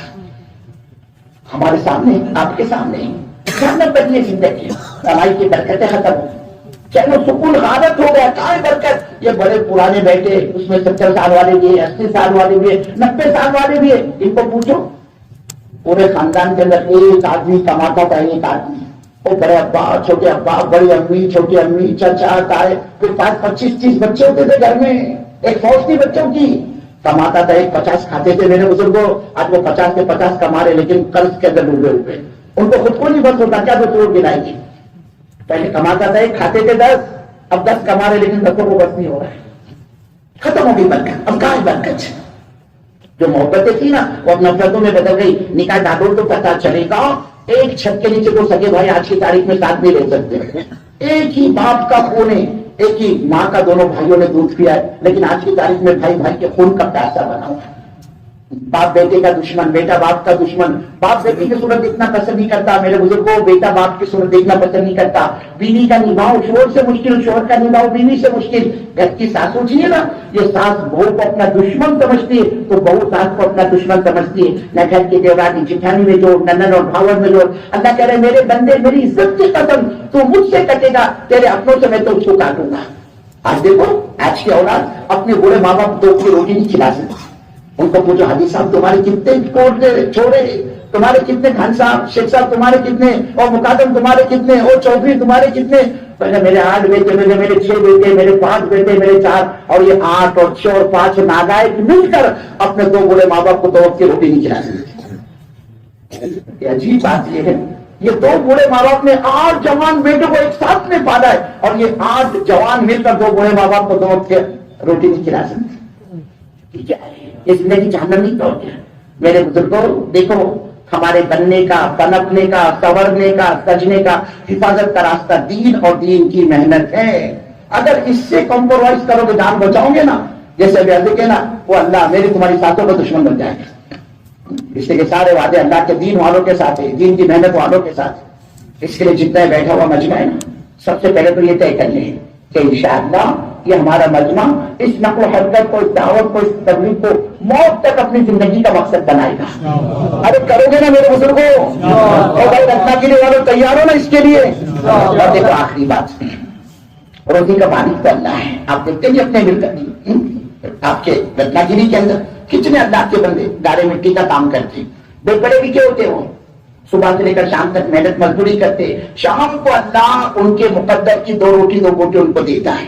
میرے بزرگوں، میرے بھائیوں، میرے دوستوں، ہم تم اللہ کے دین کا کام کرے، اور وہ اللہ میرے کو آپ کو بھوکا ماری اللہ کی غیرت کے خلاف ہے کہ بنیوں والی محنت کرنے والے کو تو اللہ روزی پہنچائے اور ہم نبی کا کام کر کے بھوکے مرے، یا عقل میں آنے والی بات نہیں۔ ہاں کیا صحابہ کی وجہ سوچو، ننگی بھوکی قوم، گری پڑی قوم، اور دانتوں سے بچے چاٹتی تھی، پیٹوں پر پتھر باندھتی تھی، لیکن اللہ کے دین کے کام کو مقصد بنا، زندگی کا بیس بنا، اس کو بنیاد بنا۔ فرماتے تھے اللہ کی قسم، جن ہاتھوں سے ہم نے دانتوں سے پتے چاٹے اور پیٹوں پر پتھر باندھے، انہیں ہاتھوں سے ہم نے پھاوڑوں سے سونا کاٹ کاٹ کے تقسیم کیا ہے۔ ہم نے خواب میں بھی نہیں دیکھا ہوگا رتنا گیری والوں پھاوڑوں سے سونا کیا ہوتا ہے۔ صحابہ فرماتے ہم نے پھاوڑوں سے سونا کاٹ کاٹ کے تقسیم کیا۔ فرماتے تھے ہم ایمان سے پہلے ذلت کی زندگی گزارتے تھے، اس ذلت کے عالم میں ہم نے ایمان کو قبول کیا، غربت کے عالم میں ہم نے ایمان کو قبول کیا، اللہ نے ہم کو وہ عزت عطا فرمائی، ہم بکریاں نہیں چرا سکتے تھے، اللہ نے ملکوں کی گورنر یا ہمارے قدموں میں لا کے ڈال دی۔ آپ جو رکھنا گیری والوں ایک بات اچھی طرح ذہن نشین کر لیں، اللہ رب العزت دین کی برکت سے تو دنیا دے دیتا ہے، جیسے صحابہ کو جو کچھ ملا تو دین کی برکت سے ملا، تو اللہ پاک دین کی برکت سے تو دنیا دے دیتا ہے، لیکن دنیا کے چینل سے کسی کو دین نہیں ملتا، جیسے صحابہ ان کو جو کچھ بھی ملا اللہ نے دین کی برکت آ دیا۔ اس کے لیے اللہ کے وعدوں کے یقین کے ساتھ، اور اللہ کہہ رہے جب میرے وعدوں کا یقین کر کے آگے بڑھو گے نا، اللہ کہہ رہا ہے او رتنا گیری والوں میری عزت کی قسم، ہر تنگی میں تمہارے راستہ نکالوں گا، اللہ کہہ رہا ہے ہر تنگی میں سے راستہ نکالوں گا، اور ایسے تمہارے کاموں کو بناؤں گا اور جو روزی روٹی کے چکر میں تم ٹینشن میں ہو، پریشان ہے نا، اللہ کرے میری عزت کی قسم ایسے راستے سے تم کو روزی پہنچاؤں گا جس راستے سے روزی کے نہ ملنے کا تم کو 100% یقین ہوگا۔ اللہ کرے میری عزت کی قسم میں تمہارے اس یقین کے خلاف وہیں سے تمہارے لیے اپنی مدد نصرت کے دروازے کھلوا کر بچاؤں گا۔ تو کئی فرما رہا ہے او میرے بندو میری عزت کی قسم جب میں اپنی مدد نصرت کے دروازے تم پر کھول دوں پھر دوسرا کون مائی کا راز جو میرے کھولے ہوئے دروازوں کو بند کر سکتا ہوں؟ انصرکم اللہ فلا غالب لکم۔ اس لیے میرے بزرگوں اللہ کے وعدوں کے یقین کے ساتھ اعتماد اللہ کی ذات پر، توکل اللہ کی ذات پر، بھروسہ اللہ کی ذات پر کر کے کہ انشاءاللہ آئے تو کیا اجتماع میں شرکت کے لیے 2 دن کے اللہ نے بات دل میں اتاری۔ میں نہیں کہہ سکتا یہ اجتماع میری زندگی کا آخری اجتماع بنتا ہے، بہت ہو گیا اجتماع لیکن میں زندہ رہوں گا اس کی گارنٹی کیا ہے؟ اب تو یہ ہو رہا ہے آدمی فجر کی نماز پڑھ کر جاتا ہے اور لوگ ظہر میں اس کا جنازہ لے کر آتے ہیں، آدمی ظہر پڑھ کر جاتا ہے اور عشاء میں ہاتھوں ہاتھ اس کا جنازہ آتا ہے۔ اب پریشان ہے لوگ کیا ہوا؟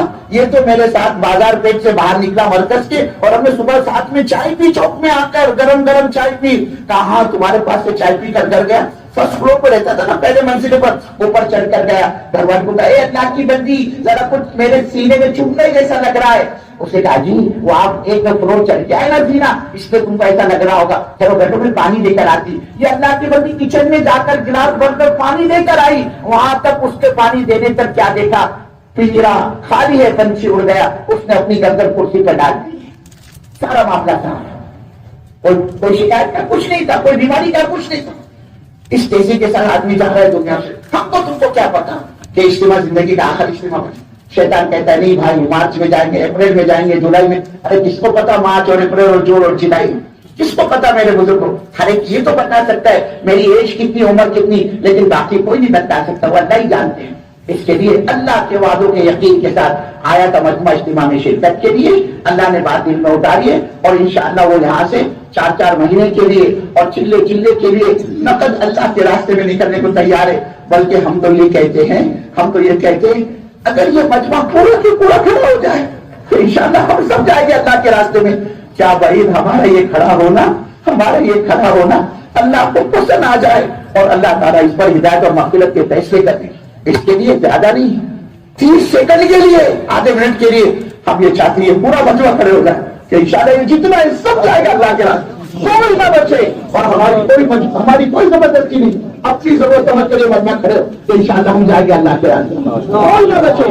جہاں تک آواز آ رہی ہے ادھر زون کے اندر، ادھر وضو خانے کے اوپر، ادھر دارو خانے کے، جہاں تک آواز آ رہی ہے یہ سب اس نسبت سے کھڑے ہو جائے تو انشاءاللہ ہم سب تیار ہیں، اللہ سب تیار ہیں انشاءاللہ، تیار ہیں انشاءاللہ۔ اللہ آپ کے کھڑے ہونے کو قبول فرمائے، اللہ آپ کے رکاوٹوں کو دور فرمائے، اللہ آپ کا نکلنا آسان فرمائے۔ اللہ رب العزت ہم سب کو ان تمام باتوں پر عمل کرنے کی توفیق عطا فرمائے۔